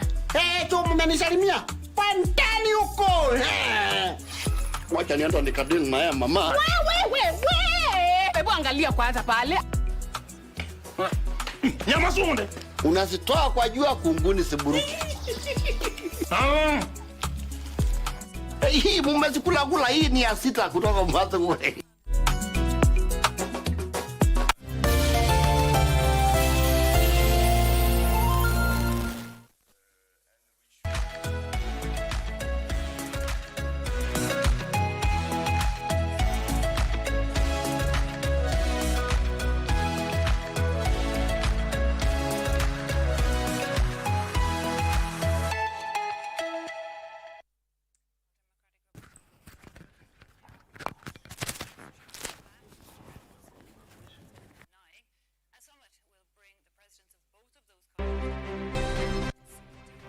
Joseph Consolo Munyao was born on the 4th of May 1940 in the then Makueni district. He attended Kibaoni Primary School and Makueni Intermediate Schools. From 1958 to 1961, he went to Machakos High School.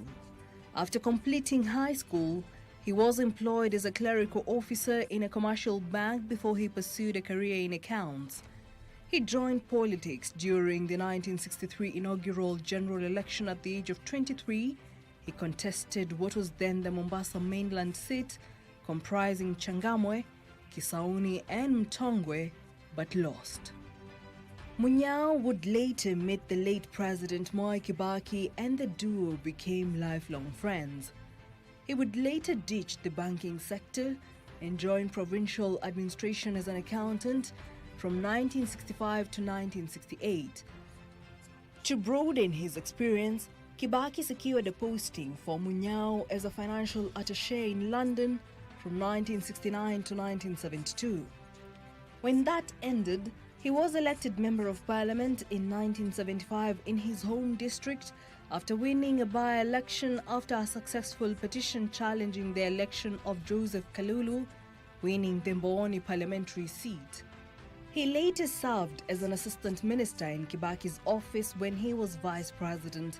The infamous 1988 Mlolongo queue voting system would see Munyao lose the seat to Johnson Macau after Kibaki fell out with then President Daniel Arap Moi. At the end of 1991, the two would reunite politically with a return to multi-party politics. They formed the Democratic Party the following year and Munyao recaptured his Mbooni seat on a DP ticket. In 1995, John Kim, the DP Secretary General, defected to Kanu. Munyao replaced him. His first assignment as the party Secretary General was to bring back to the party fold Charity Ngilu, who had been among the party founders in 1992, and Ford Kenya's Kijana Wamalwa, to come on board birthing the National Alliance Party of Kenya, NARC.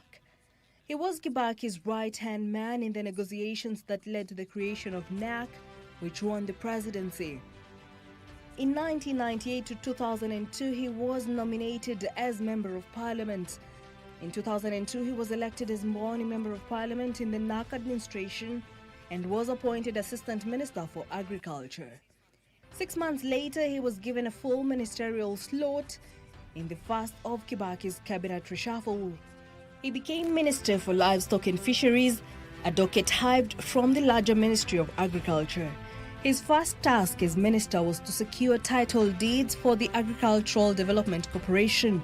Among those retrieved and secured was the 100,000 hectare Galana-Kulalu land in the Tana Delta.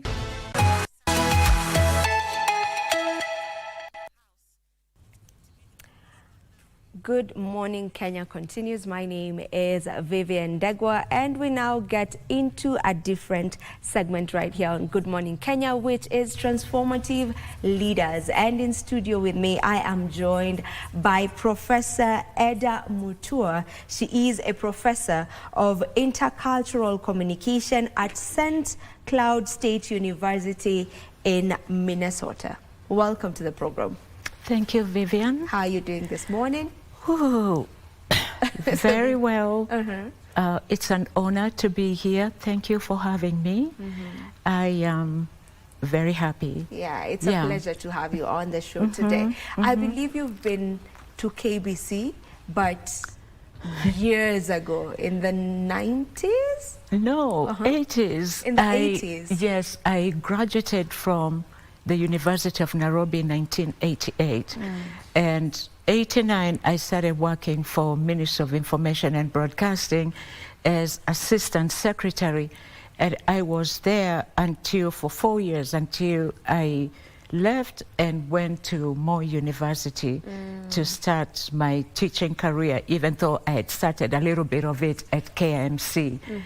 I remember we would come here for workshops or, you know, to just familiarize ourselves with what happens in this building. So I have very fond memories of it. When we were walking in, I thought it was a little different.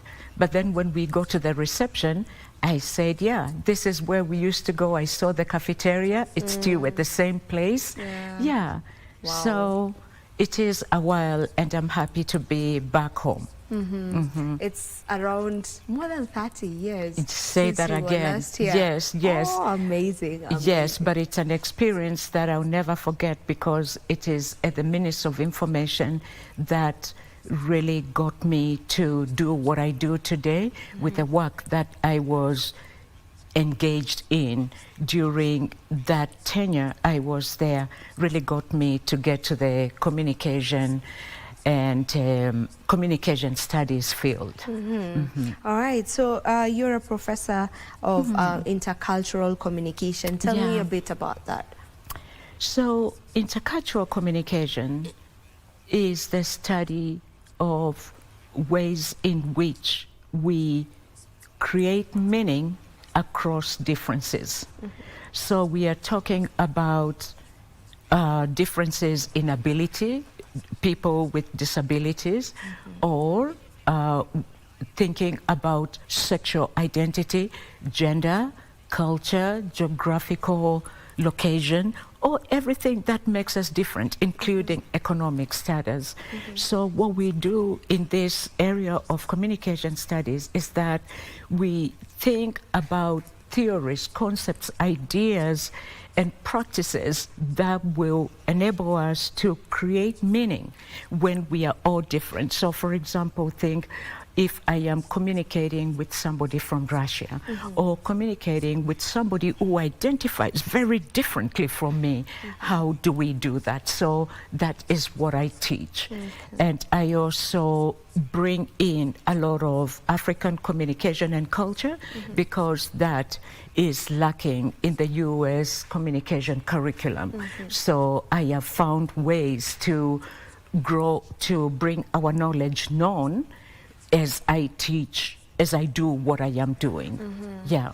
All right, so you reside in the USA, but you're in Kenya at the moment. You are doing a fellowship. If you can just talk to me about what that fellowship is all about. Yeah. So I am here courtesy of Carnegie African Diaspora Fellowship. And this is a fellowship that brings back African-born scholars based in the US and Canada. So what you do is apply for the fellowship. And the application involves a team. You've got to have a partner in Africa, any university in Africa. You come together and think of an important issue that you would like to explore together. So I am working with Dr. George Kathigi at the Department of Communication and Journalism at the University of Nairobi.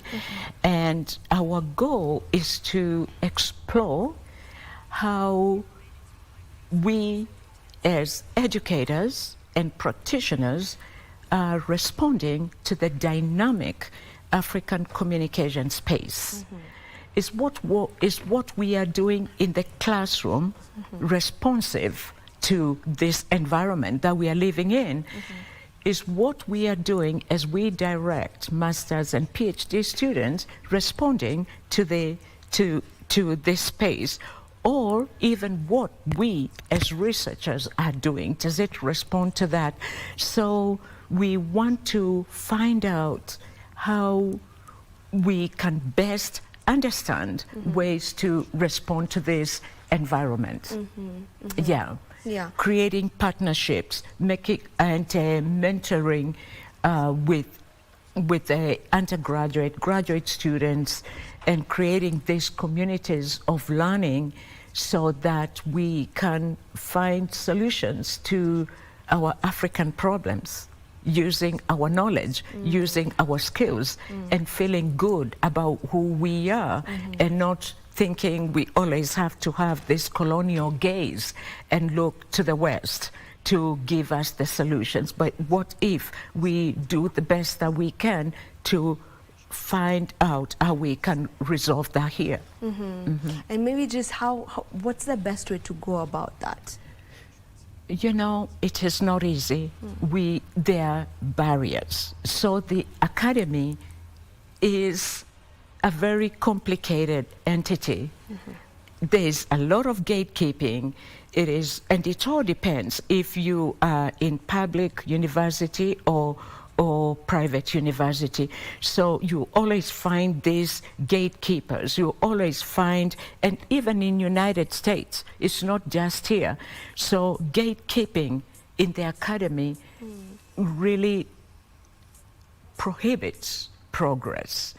It makes it very difficult for people to collaborate. You are not sure where you are going to get support. You are not sure how you are going to get that support when there's so many professors, lecturers not motivated enough to feel that they have to engage in new initiatives.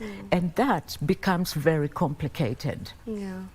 Getting support, the structures that exist to gatekeep progress, to gatekeep knowledge production, it is really a problem all over the world. So gatekeeping is actually a thing, even in the academic spectrum. It is real. It is real.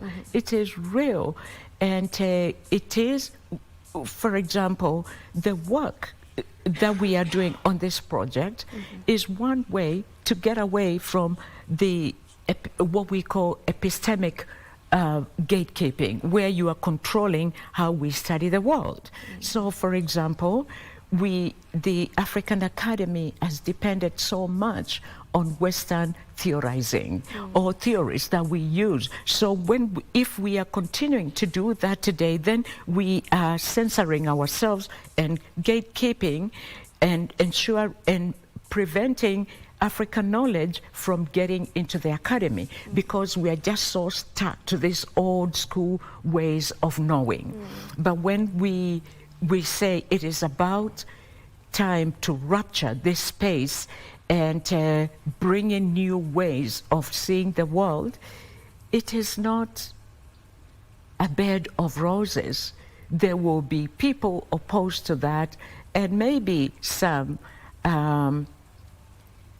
agreeing to it if they don't think it's too threatening to the status quo. That is the game that the academy plays.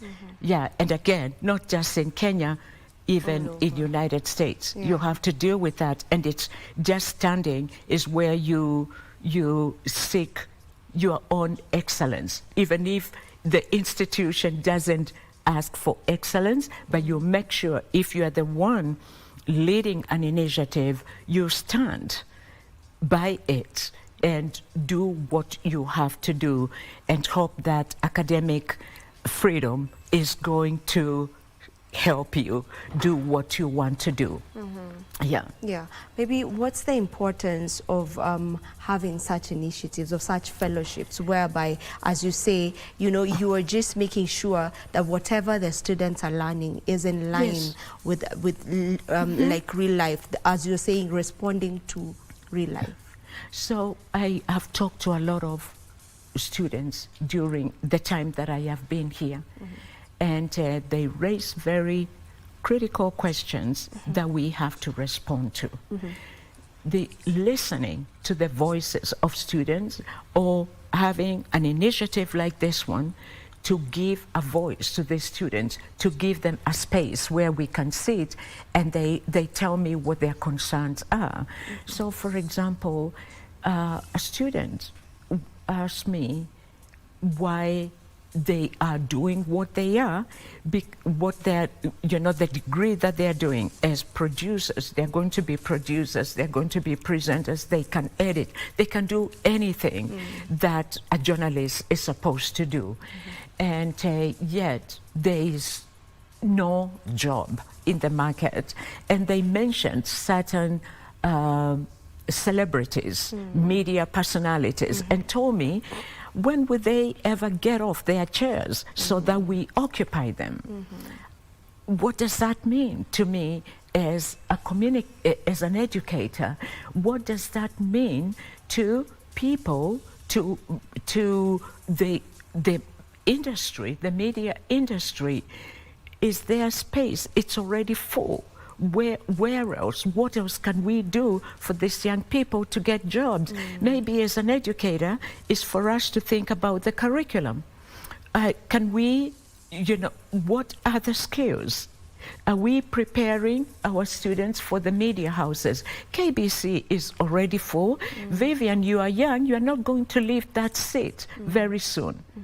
And so what else as educators can we include in the curriculum that the student doesn't only think KBC is a place, Nation is the place, KTN, Citizen, but they could also go and work. Maybe their skills could be useful in mashinani.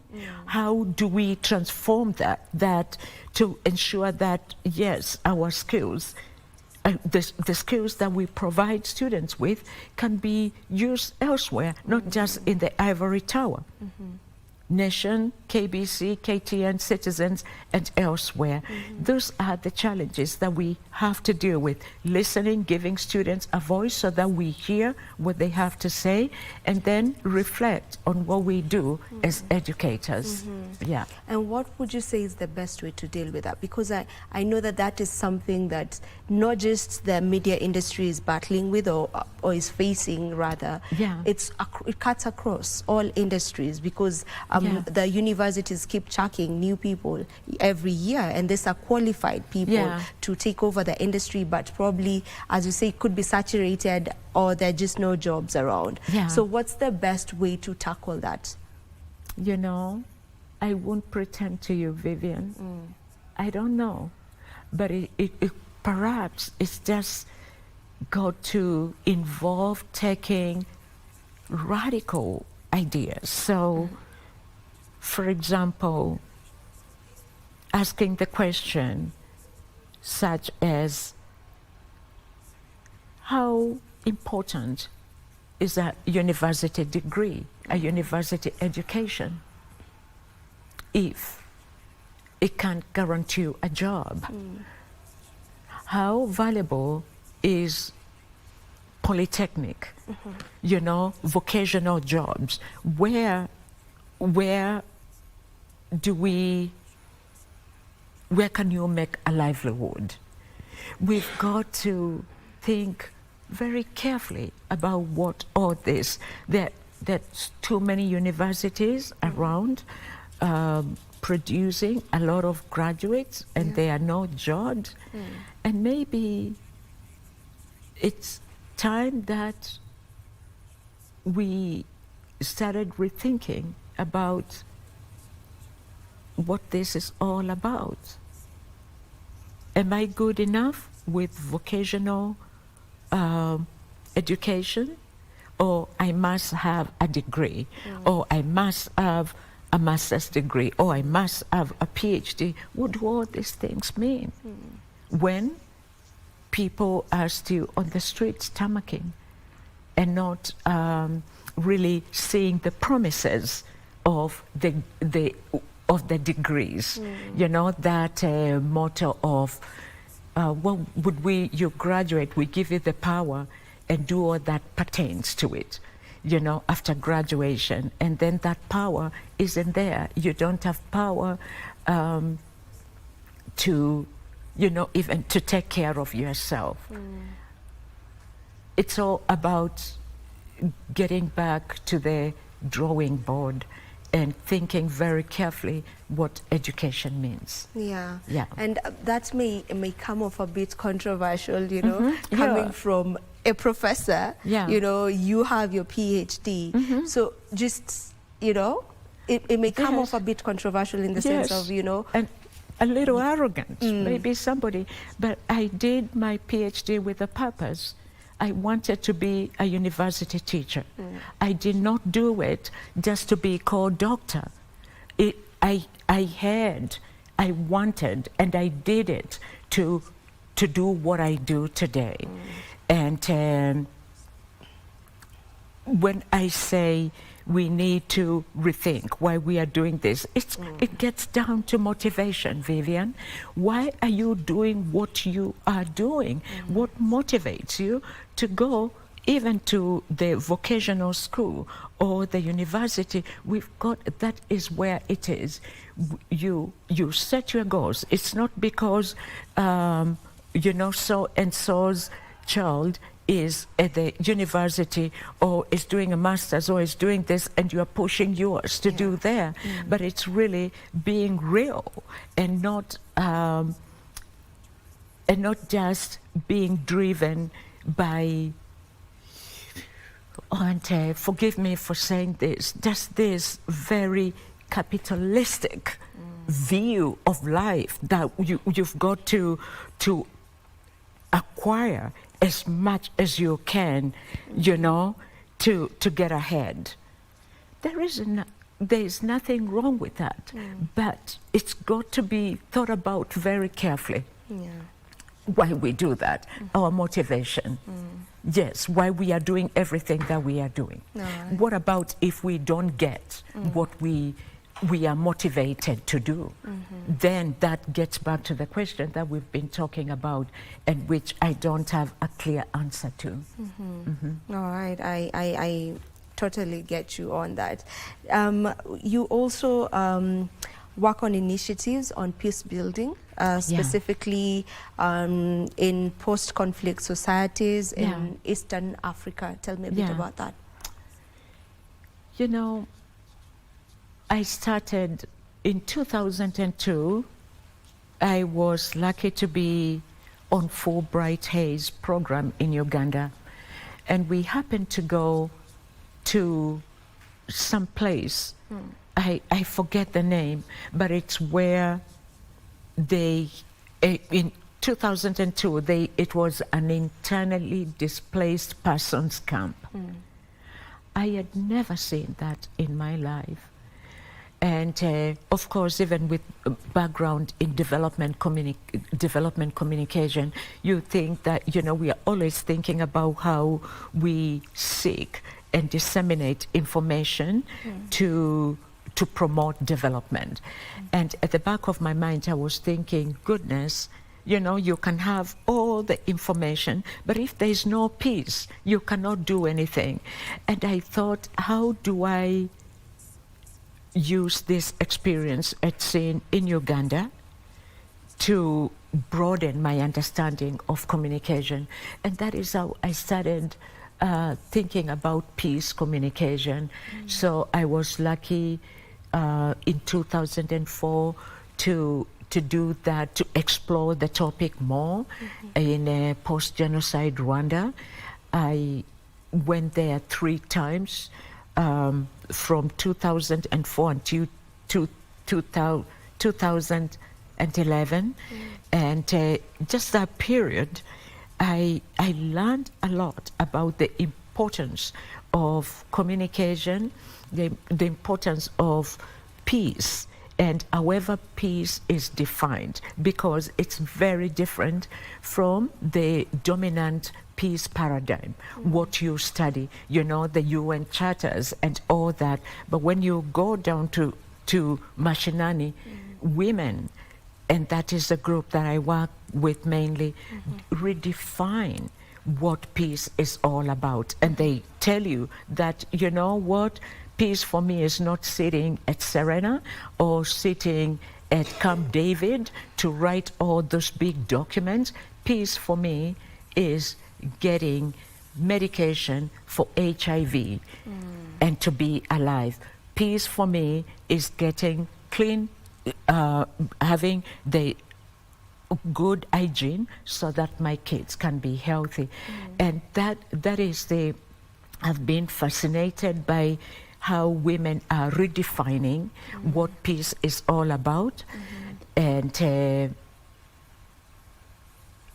getting, you know, we have to telling us that reconceptualize this, think about peace differently. And then Mashinani, Eldoret in 2016, I can't remember, I had the honor to have a conversation with the late Reverend Korir, and he told me that it was very important to study, to look at peace as people, you know, there are people who have weapons in their heart, and then there is other people that have weapons in their hands.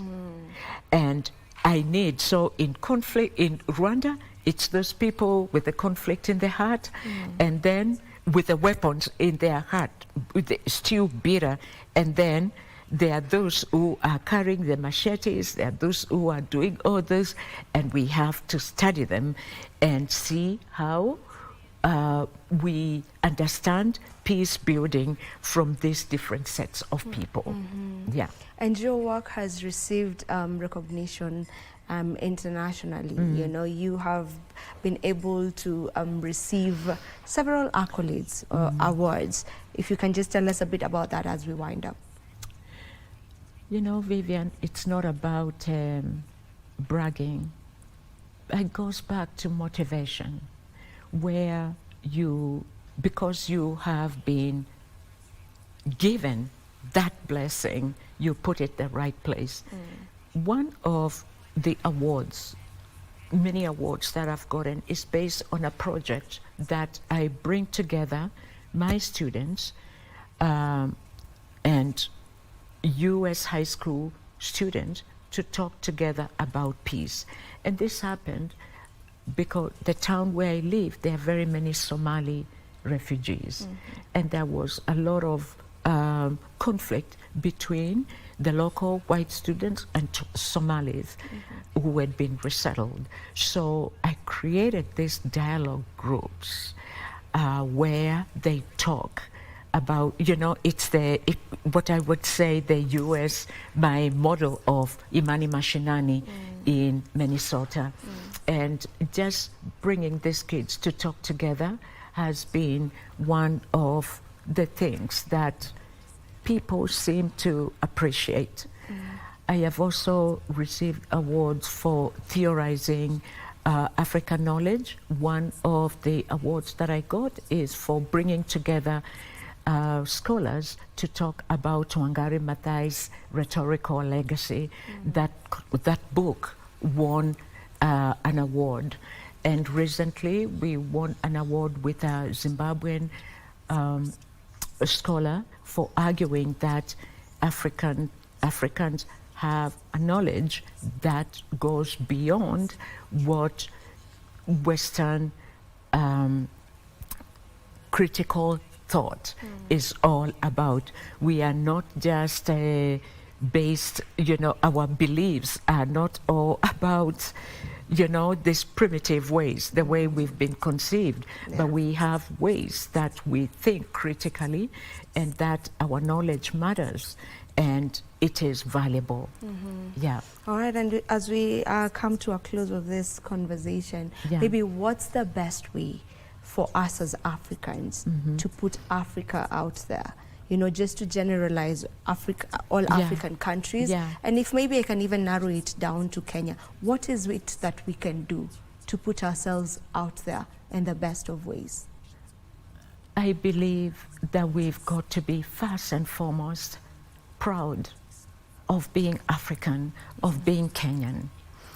And also, it's important that we are very ethical about what we do.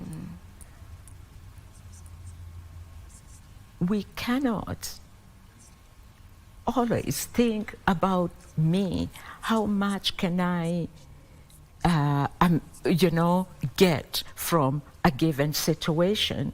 What about changing I, me, to we, us? How do we change this growing individualism to collective responsibility and view of what we ought to be as African people? Vivian, I want to be able to say, I am because you are, and because you are, I am. Where did that go? We need to do that.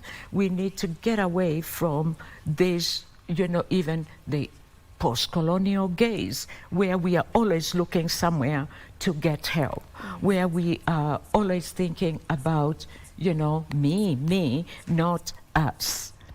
We need to really appreciate an education system that does not set up students. We've got to have an education system that keeps its promises, and promises of excellence, promises of a good life. That's what I'm thinking about right now. Yeah. All right. Thank you very much for joining us this morning and for the work that you're doing generally. We do appreciate it. Thank you very much, Vivian. All right. That was Professor Eda Mutua. She is a professor of intercultural communication at St. Cloud State University in Minnesota. This is where we end this particular conversation, but don't you go too far. When I come back, I'll be coming back to speak on a topic that is very, very sensitive, and that is femicide. But before that, the weather updates.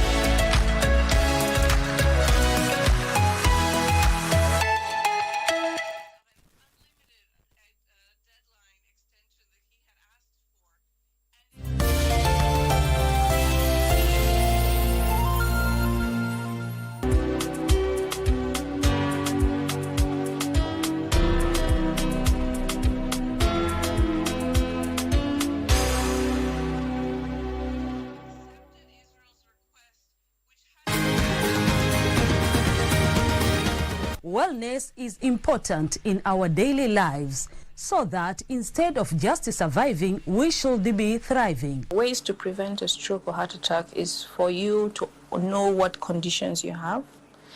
By regular checkup, people don't know they have hypertension, they don't know they have diabetes. I was pre-diabetic. I was afraid of getting lifestyle diseases because I come from a family that has lifestyle diseases. How do you know if your cough is due to a serious condition? We'll have some answers. Stay well and strive to make every day a healthy day.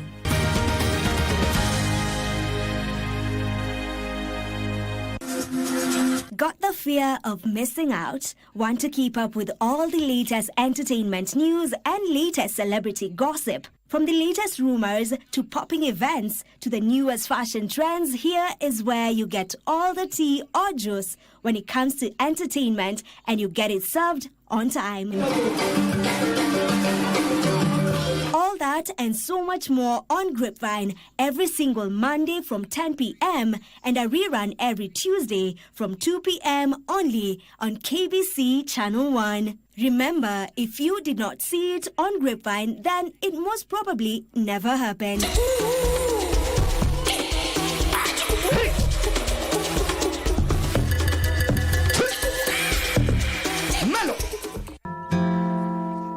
Your team is really full of hidden talents. Sir, thank you. In fact, it was completed step by step, under my guidance. You can't just neglect your health. No matter how hard we work, we're still just employees. You said before that you wanted to prove yourself to Chief. But if you collapse first, how can you slap his face? I have had enough. Why do they always say that we are the perfect match, the ideal couple?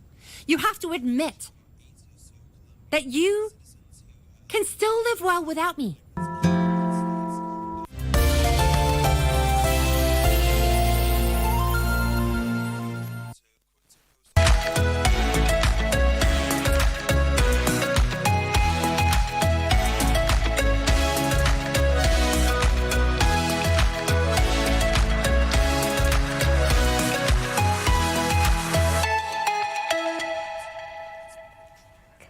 And we are back. Thank you for staying with us right here on Good Morning Kenya. As I had mentioned earlier, we will be looking into femicide. Now, this is something that has been really rampant in the country. We've been talking about this since last year.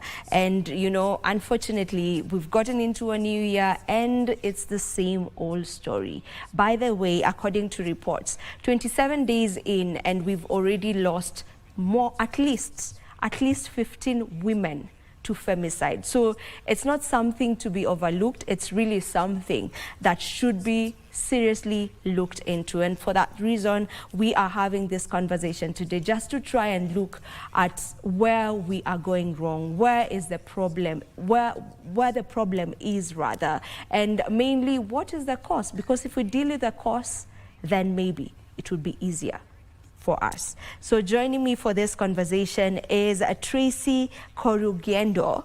Yes, she is a therapist and life coach. Thank you so much for joining us. Welcome to Good Morning Kenya.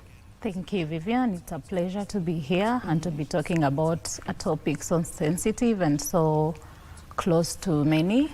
Yeah, and it's a pleasure for me to be here. Thank you for having me. Yeah, it's a pleasure having you on board. Now, if we may just begin with the definition, just to get to understand, when you talk about femicide, it's a word that has been thrown around, you know, some may say. So what exactly is femicide? So basically, I'll give a brief definition of what it is. It's the murdering of a woman, a man killing a woman on account of their gender. So that's basically what femicide is. So the target is to kill a woman, a man killing a woman because they are female. That's what briefly and basically femicide means. Yeah, so being killed simply because of your gender? Yes. Yeah, that's the definition of femicide. Yeah. Are there in types? Simple terms, Are there types of So femicide? we do have types of femicide. There is intimate partner femicide. This is a killing of a woman by their intimate partner, like a husband. And then we have non-intimate partner femicide, where the victim is killed by someone like a stranger or someone they don't have close ties. And then we have cultural femicide. This is where a woman is killed based on cultural beliefs or norms, even cults. There are certain cults where you're told to perform acts like maybe if you kill your wife, you might get rich. These are some of the things that we hear. So that's cultural femicide. Then we have family-related femicide, where the woman is killed by a family member because of, it can be things like family conflict or inheritance-related issues. So those are the few types of femicide that we have. And then the last one, systemic femicide, where it's a broader one, where it's just basically failure of systems to protect women and also gender discrimination. So those are the types of femicide that do exist. Okay. And these cases have been very rampant, just as I mentioned on my intro. Like, it's unfortunate that just this year, you know, since January began, we've already lost 15 women to that.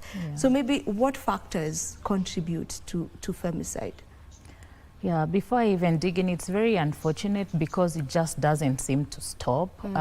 There've been demos about it.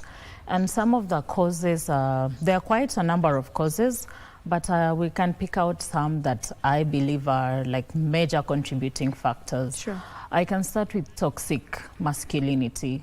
So when I talk about toxic masculinity, I mean these are norms and behaviors that dictate how a man behaves. And because society has bred men to believe that they cannot express their emotions. So what does that lead to? It leads to emotional suppression. So emotional suppression means men, when they are going through the difficult times, they cannot express themselves. The only emotion that we've allowed men to express that we all feel like is okay is violence or anger. When a man is angry, it's okay. But when a man cries, or when a man expresses, or when a man is vulnerable, it does not seem to be okay. It looks like a weak thing for a man to do. So where does that leave them? And we all know what happens when emotions are pent up and pent up, that can lead to violence. And then when I also talk about toxic masculinity, we have a devaluation of femininity. So looking at traits that women have, such as empathy or nurturing, as a weakness. And then that makes some men take, not all men, so I'll use some men, take advantage of that because you're looked at like you're a person who is weak.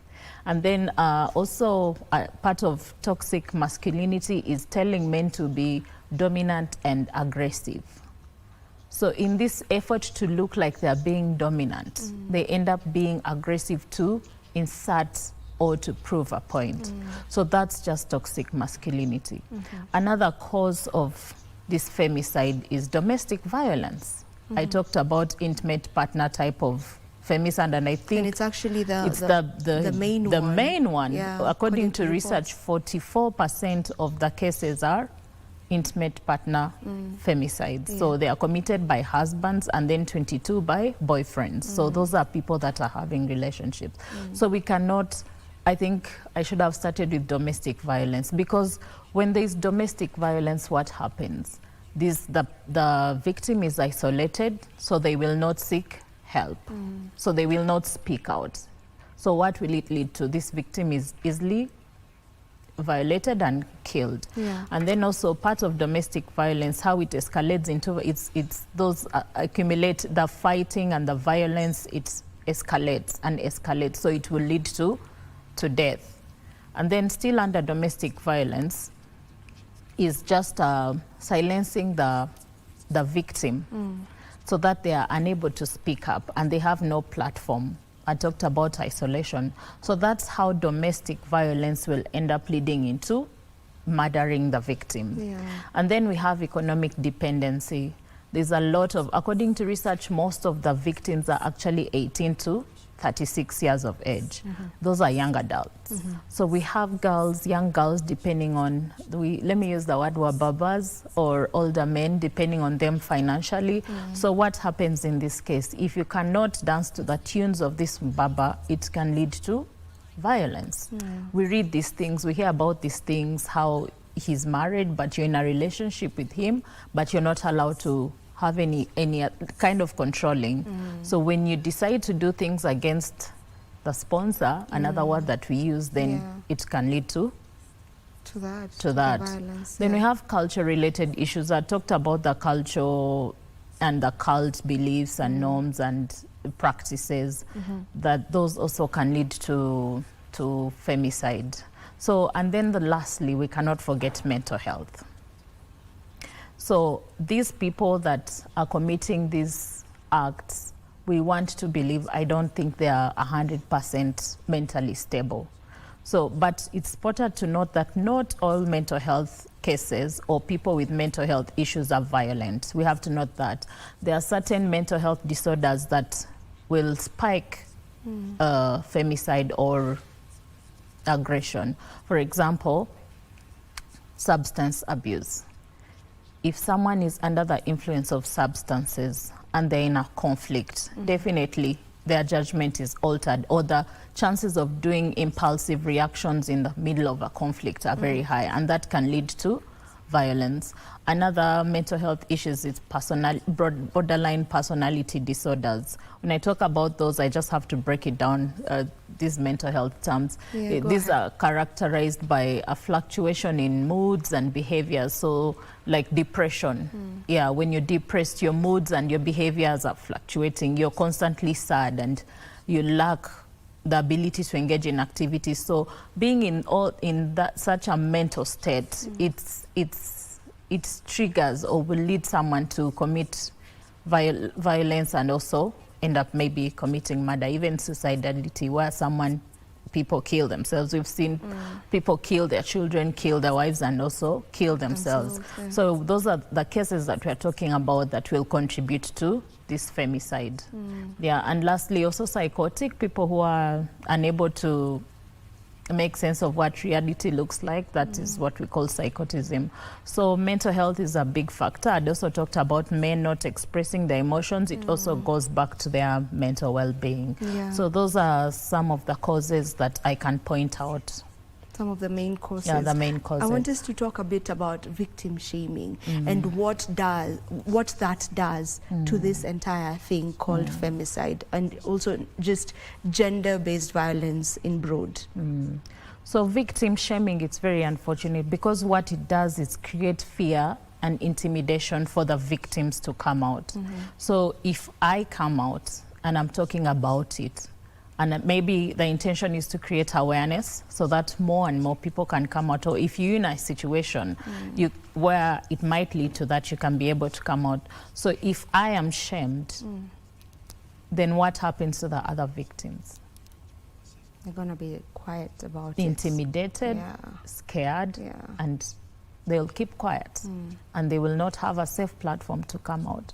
So basically that's what victim shaming does to the other victims. How do we get the men on board?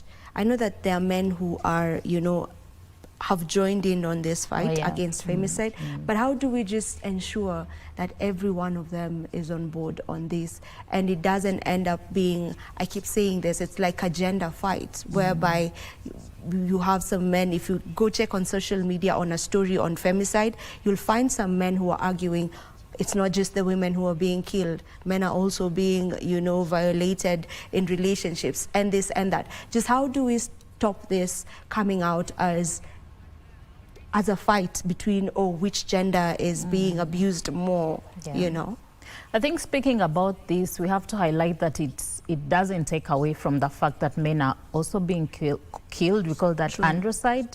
So it's called androcide. Yeah, for killing of men. It's just maybe the difference could be in the numbers, but it doesn't take away from the fact that men are being killed as well. And at the end of the day, we just have to be humane and just bring a stop to killing each other. But it's so encouraging to see some men get involved, because at the end of the day it boils down to being a brother's keeper, or calling wrong, seeing where wrong is wrong and bringing shedding more light on it. So to get men involved, it still boils down to creating awareness. Mental health of men. How do men express themselves when they are going through the most? Because we've now identified the biggest type of femicide we're having here is intimate partner femicide. So how are they dealing with the challenges that come with marriage? Or what is it that they are struggling with that makes them unable to regulate their emotions or manage this anger that leads to the violence? So men, by just being brothers keepers, or even in prison, the prisoners that are in prison that have committed these murderers, do we create time to get to know what happened, what led to this, what was the cause? So just understanding where this is coming from, because we are trying to fight this, but if we ignore the root cause, then we are just like putting a Band-Aid on a wound. Very true. Yeah. Yeah. So, you know, from the causes that you've outlined for us, all the causes that may, or factors that may be contributing to femicide cases, probably what are the possible solutions to some of these causes, so that we get to the, you know, to uproot it before we even get to, you know, start dealing with the actual issue now? Yeah. So I believe we have to address mental health, not just because I'm a psychologist, but mental health is a big thing. Because when we talked about the causes, domestic violence still boils down to mental health. And also the toxic masculinity still address it through mental health. So for as long as we don't get to the root cause, I'm afraid that we are just, like I said, putting a Band-Aid on a wound. So I believe we need to address men's mental health by creating programs where they have safe spaces where they can go and deal with these emotions. I believe in strengthening the law enforcement, where there are strict penalties for the people, the perpetrators of these murders, even for domestic violence. Like it's very strict in that there are impactful consequences for the people that commit these victims. Then creating awareness, starting with the domestic violence, just creating more awareness so that the women in these relationships that are being abused, they need to know that it could end up leading to femicide. And then economic empowerment of these young ladies that have to depend on our babas for money.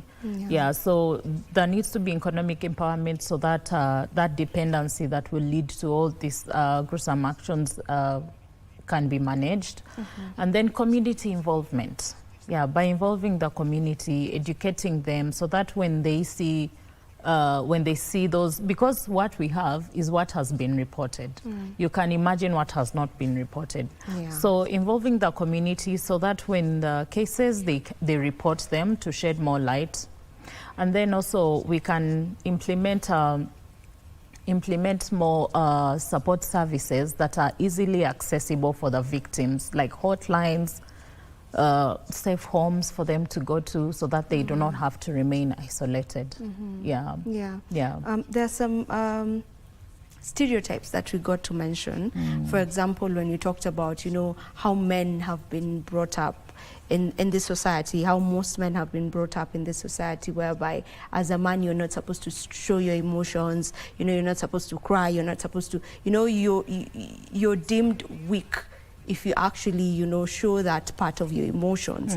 So, you know, and that is one of the reasons actually that you've pointed out as one of the reasons why we may be having such cases, because someone, you know, just piles up their emotions and then when it bursts out, it's you know, tragic.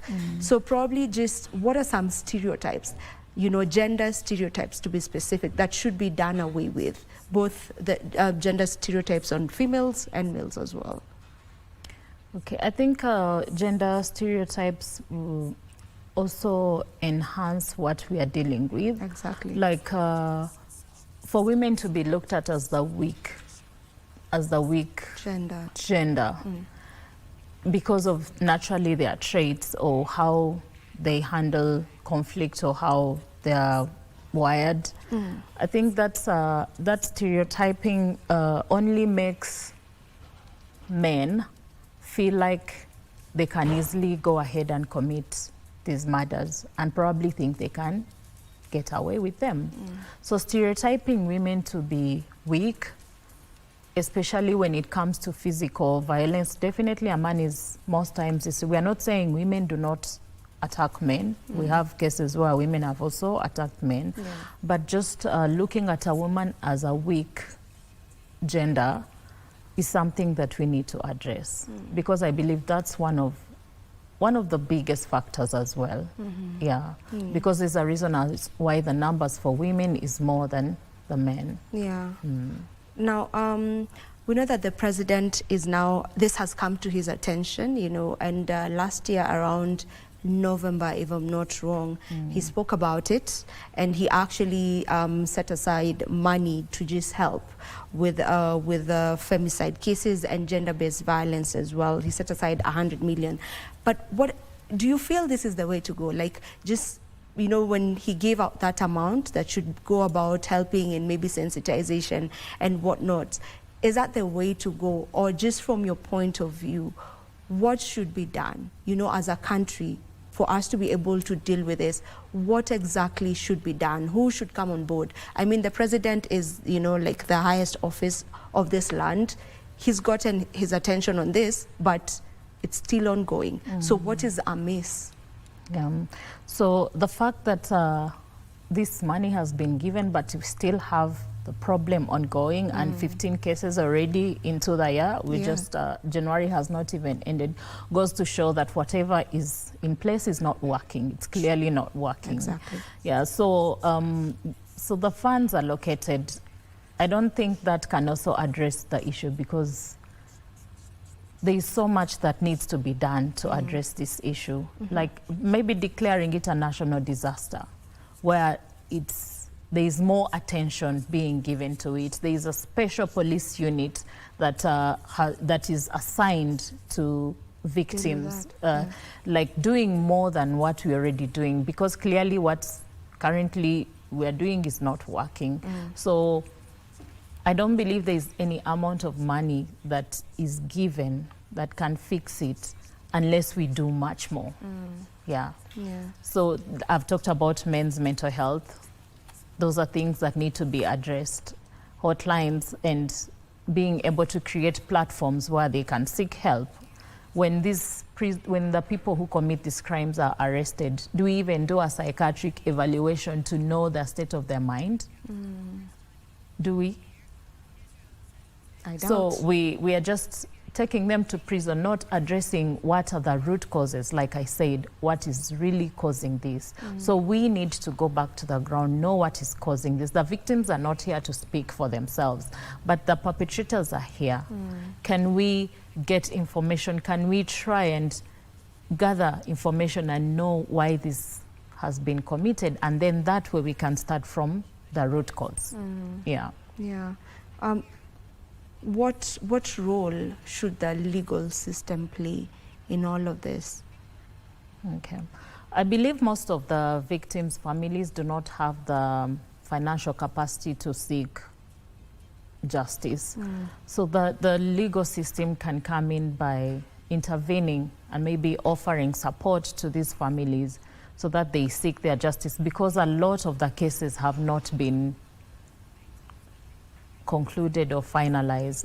So the legal system can come in by offering support to these families, or even I believe the perpetrators do have a legal team. So in this process, even as they defend the perpetrators, maybe just sit and understand their client so that we have information on, again, the root causes of these things.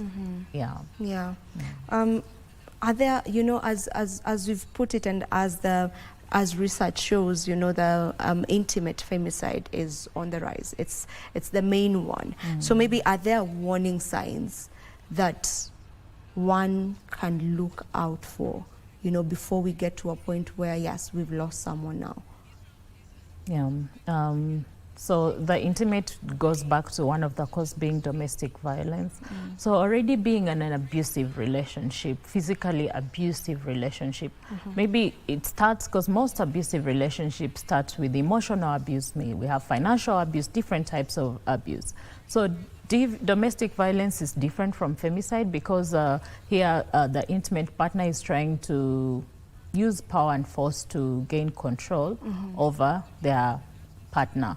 So just being in an environment or in a relationship where there is already abuse, any form of abuse, financial, emotional, it doesn't have to get to physical. Those are the telltale signs for intimate partners. Yeah, and one of the leading causes of relationship issues is finances. Yeah, so those are the telltale signs in relationships that someone needs to look out for. Any form of abuse. Yeah, any form of abuse. Yeah. How does femicide impact the wider society? You can imagine there's a lady whose body parts were torn the other day. Yeah. Yeah. Just watching that, anyone would be cringed with that. So society is impacted by this because it causes fear and anxiety. I guess women feel like they are not safe, they are not protected. Men as well, the ones that have been attacked. So I believe that seeing all this happening is not sitting so well with a lot of people, not just women, even men, because the men do have brothers and sisters and wives.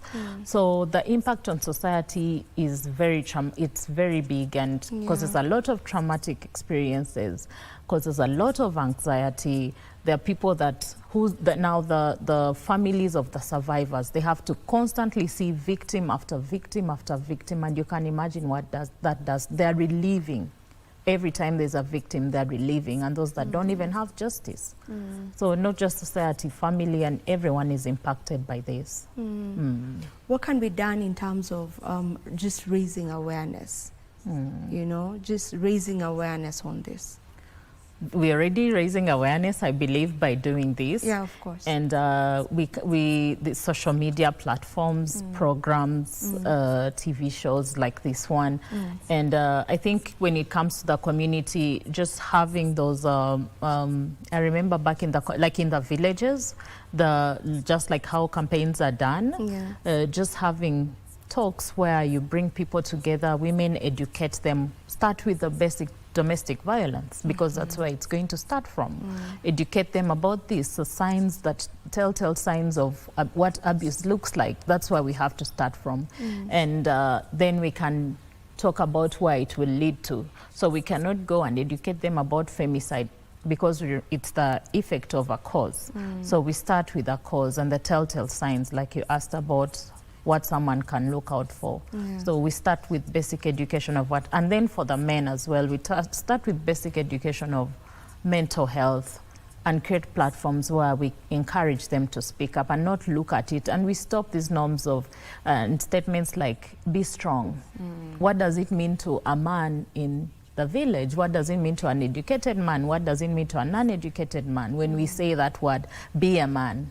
Yeah. Yeah, and maybe on, you know, to survivors or even families of some of these victims who've been killed, you know, some of them are very horrific, as you've mentioned, you know, going to collect body parts of a family member, you know. Just what's the best way to deal with them? So in an effort to stop femicide, I think we also need to pay attention to the families of the victims and offer them help in healing and finding a safe space where they can express what they are going through. Because we are so focused on, which is what we should focus on anyway, stopping the femicide, and we've forgotten the families and what they are dealing with.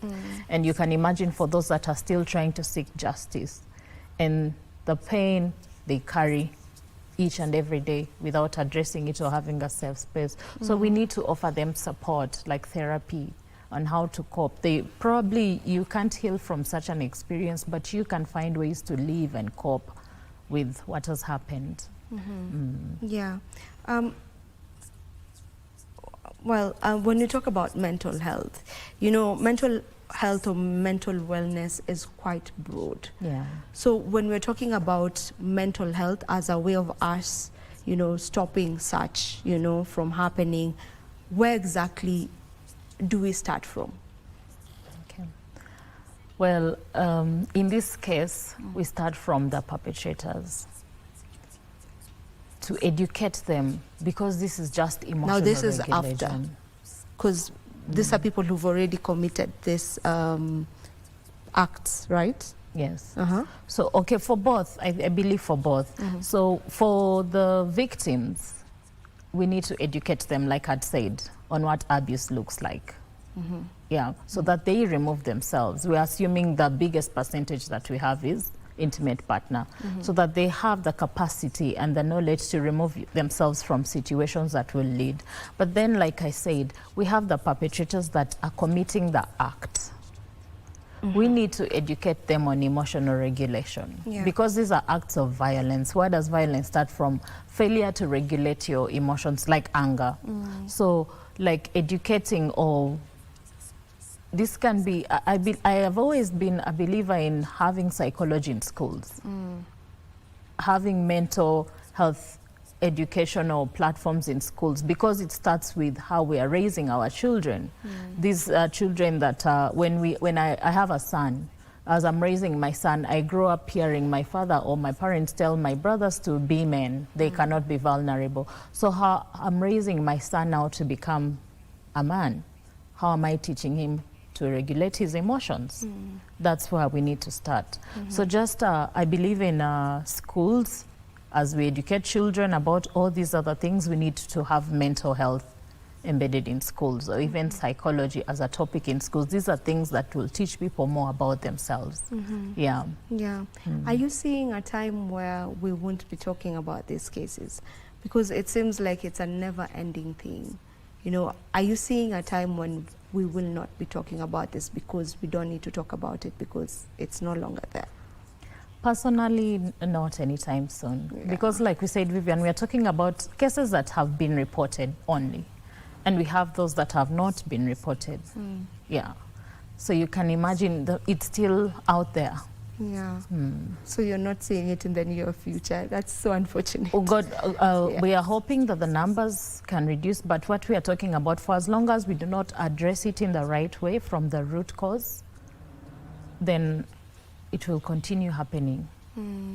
Tell me, what do you think? I mean, it's the reality, and it's quite unfortunate that, you know, we are not seeing an end game to it, you know, and like you said, like it just needs for us as a country to actually see it as a national disaster and maybe put all our efforts into it. Then maybe we can say that we've been able to reduce these numbers or completely do away with it, you know. But I don't know.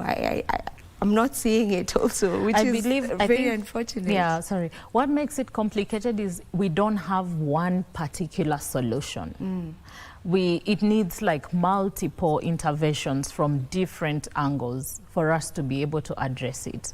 So the government can provide the money, but the mental well-being of the men, who's going to take care of that? As we raise our children, who's going to teach them emotional regulation? The law, the justice, each one needs to contribute towards finding a solution. It cannot, it's not a one solution based issue. So who should come on board? Everyone. Everyone, literally. Because like I said, we are raising men. What are we telling them? How are we telling them to express their emotions? We talked about the toxic masculinity. Who needs to address that? That is a conditioning that starts from childhood as we raise the men. Then we are talking about the law enforcement. Who needs to do that? So everyone needs to chip in. The community awareness, educating the women about abuse and what it looks like. So it's not a one-man show. And I also think another way maybe that can help in this, you know, probably, you know, just holding the perpetrators accountable. Because most of them are still scot-free, you know. So even if, say, someone who knows, you know, that maybe there's a man who knows that that particular person committed that act and he's here, you know, nothing has, you know, he hasn't been held accountable for what, you know, he did. So what would stop this other one from doing it? You know, they won't be scared of, okay, maybe I will lose a big chunk of my life, you know, in prison or whatnot. So I think if we really find ways of holding the perpetrators accountable. I think there should be something new that is introduced that is, I don't know, that's just me thinking top of mind, something, a way, a way of punishing, the perpetrators that is so lethal, that would make the other not want to be, vile huwa tunasema iwe funzo. Yeah, something like that. No? Yeah, I agree with you. I think I talked about enforcing law, like stricter penalties for the victims. Exactly. Like countries like in America, domestic violence is, if you are reported for domestic violence, you lose everything. Yeah, so starting with what penalties do you have in place for basic things, not basic, for just some of the causes like domestic violence. People are abusive to their partners and they walk free. Yeah. So what penalties do we have before we even get to, because when if we enforce laws, when the crime has already committed, someone is already dead. Okay, yeah. But for these, the telltale signs, the causes like DV, what penalties do we have in place for that? Yeah. That would at least curb that, yes. So that we don't get to a point exactly. where So we don't have to died. wait to get till someone is killed. Yeah. Yeah. So that's the DV for both men and women. Yeah. Yeah. Do we have mental health support services, enough mental health support services in this country? I don't believe they're enough, personally. And before we even go to the support service, let's talk about the stigma that is associated with mental health. Yeah. There's quite a lot of stigma, especially for men. Yeah, like I said, they are conditioned to believe that expressing your emotions is a weak thing to do. So I think the biggest issue here is the stigma. So even the support services being present, hotlines and all this, are they willing to seek the support? Yeah, so right now we don't have enough, because also the mental health experts are doing it commercially. I don't know if the government has mental health, any mental health support for the person who cannot afford to pay for the private service. I think there are some that are there, set aside by the government. I believe there's one at Kenyatta Hospital where one can receive free therapy. Yeah, I'm not very sure about that. I'm not very sure about that. But yeah, we're talking about, yes, it's there. Someone can go and seek help. How many people are willing to walk in there and get the help that they need, especially men? Yeah. Yeah. So also maybe if we can, reduce the cost of it too. Yeah. As much as we're saying, maybe how many are willing to go and, talk about maybe whatever is troubling them to a therapist and whatnot. Also just getting to reduce that cost, because one facility cannot cater to everyone, to all the people that may need that service. So maybe just working on also cutting on that cost. Yeah, and also working on, I don't know how we will reduce on the stigma that is associated with mental health. Yeah, I don't know how we'll do that. And once that is done, I believe we can start addressing some of these emotional related issues and regulations. Yeah. All right, okay. Well, it's quite a sensitive topic, and it's a topic that we can talk about on and on and on. But I really hope that it gets to a point where we are able to cut this, We are able to have men that are empathetic, We are also able to have women that are empathetic. Because when you talk about femicide, yes, it's, women being killed, but it starts from the GBV, as we say, gender-based violence. That's where it all starts. And in that also, the men are also suffering, when it comes to that. So if we can just be able to raise a society that is empathetic, because I believe if you're empathetic, you wouldn't do anything that would hurt the other person. So maybe it boils back to how we bring up our children. If we start from there, then maybe in future we will not have to deal with these cases, because I think that's the best way to go about it as of now, because it's beyond some of us, you know. It's beyond some of us. So if we just deal with it from the very root. Yeah, the very root of it, you know, from the family, you know, from just you raising your son and your daughter, raising them in a way that there's equity, and you're not looking at it like, you know, the baby girl can cry, but then when the baby boy cries, you're like, why are you crying like a girl? You know, just starting from there and raising them in that way. I think that's the best way to go about it. Maybe this is to solve it in future. As of now, we just ask everyone to be empathetic about the other person. You know, just maybe your parting shot on this. Yeah, my parting shot is us talking about this femicide doesn't take away from the fact that men are also being killed. Absolutely. So at the end of the day, what we need to address is this violence. And also in an effort to try and stop this, let's not forget the families of the victims, because you can imagine the trauma and the pain that they are going through. So in the effort to find solutions to stop this, we should reach out and offer support to these families and help them find healing. Yeah, those are my parting words. Thank you. Thank you so much, Tracy, for joining us.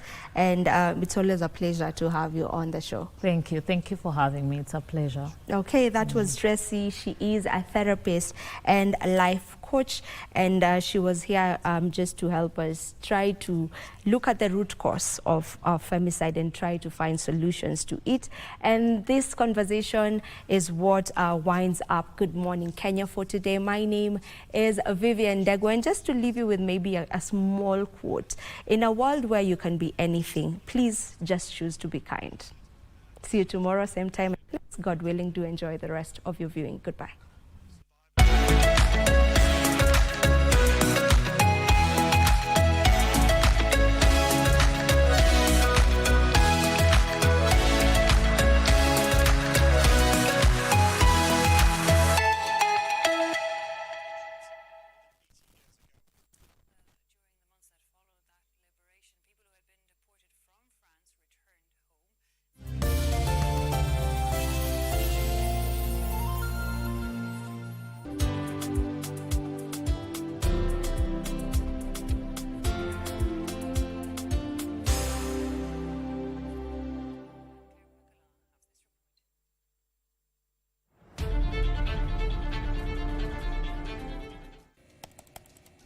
Technology has become a crucial part of our society. Without technological advancements, so much of our everyday lives would be drastically different. As technology develops, it strives to fulfill the changing needs of society.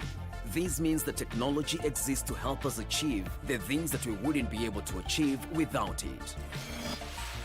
Take on Tech looks at the advantages and downside of technological innovation in a world that is becoming increasingly dependent on new digital technologies. Every Monday at 10:30 p.m.